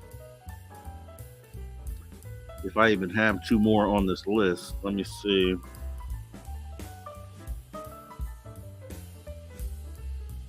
Let me see. I can do, yeah, here we go. Okay. This is paranormal. What is the name of the famous haunted doll said to be possessed by a dark spirit which inspired the Annabelle movies? What is the name of the famous haunted doll said to be possessed by a dark spirit which inspired the Annabelle movies? Yeah, I know. I gave it away, right? That was the easy one, right? Okay. Looks like Sarah Marv got that. And okay, 2 more questions. We'll do 2 more. Just so we have a good base to pull from a winner. Let's see. All right. Let's see. Let's do this.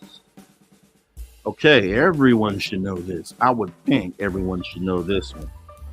What is the term for the study of unidentified flying objects? What is the term for the study of unidentified flying objects? It should be lit right now. Everybody should know this. Everyone. Yeah. It's ufology, guys. It's the field that you're in currently. Yes, ufology. All right. Awesome. All right. Last question here. Okay. Let me pick one.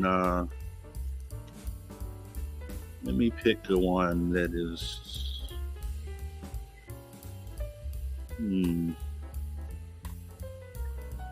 Okay, let's do this. Okay, this one is a space question.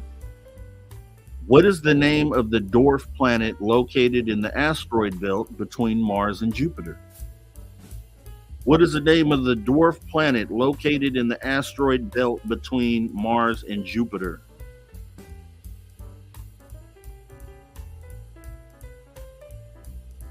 Dwarf planet located in the asteroid belt between Mars and Jupiter.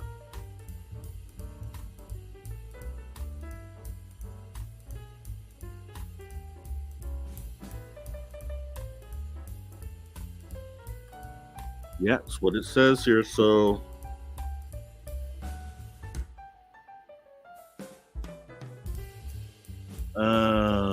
Jennifer, are you giving an answer there? Because I think you might be.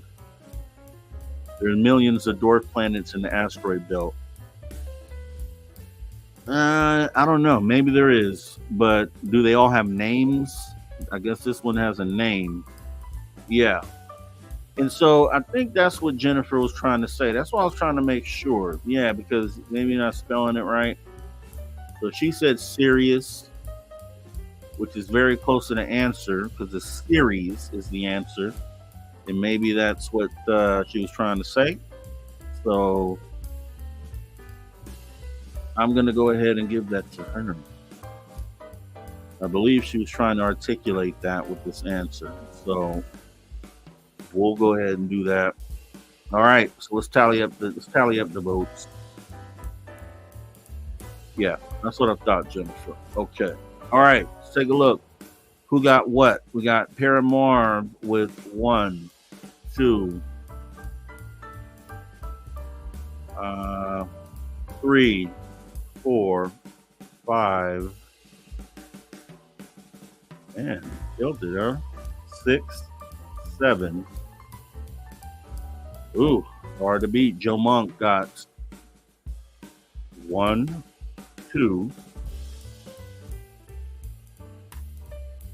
3. Yep. Okay. Kira has 1. Yep. 1. Let's see. Bomber has 1, 2, 3, 4. All right, we got Mothman with 1. Yep, 1. Channel Warhorse with 1. We got, I think that's it actually. Oh, and Jennifer has 1. So the winner tonight is Paranormal. Paranormal just crushed it tonight. Paranormal is the winner. Awesome stuff, Paranormal. Yeah. So, like I said, we can do this. Get everybody give Paranormal a round of applause. If I had the sound effect, I'd play it. Fire emojis in the chat for Paranormal for winning. Give him gold shamlets and gold. What do you call those? Gold medallions in the chat. Yeah, bragging rights amongst your peers. And everyone else actually walks away as a winner because you learned something you didn't know before, right? About the different topics we talked about. So you walk away with knowledge. That means you guys are all winners. Thanks so much for coming in.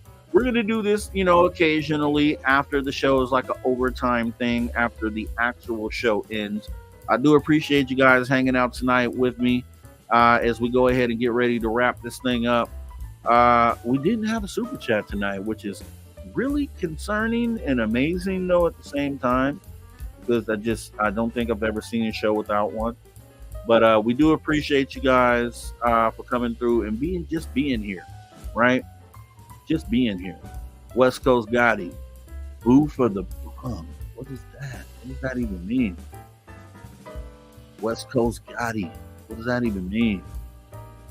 All right. Appreciate everybody coming through. Like I said, tomorrow we have Tom King coming in with some amazing stuff. Make sure everybody is here for that as we get ready to get up out of here. you guys have a great rest of your night. You guys all take care.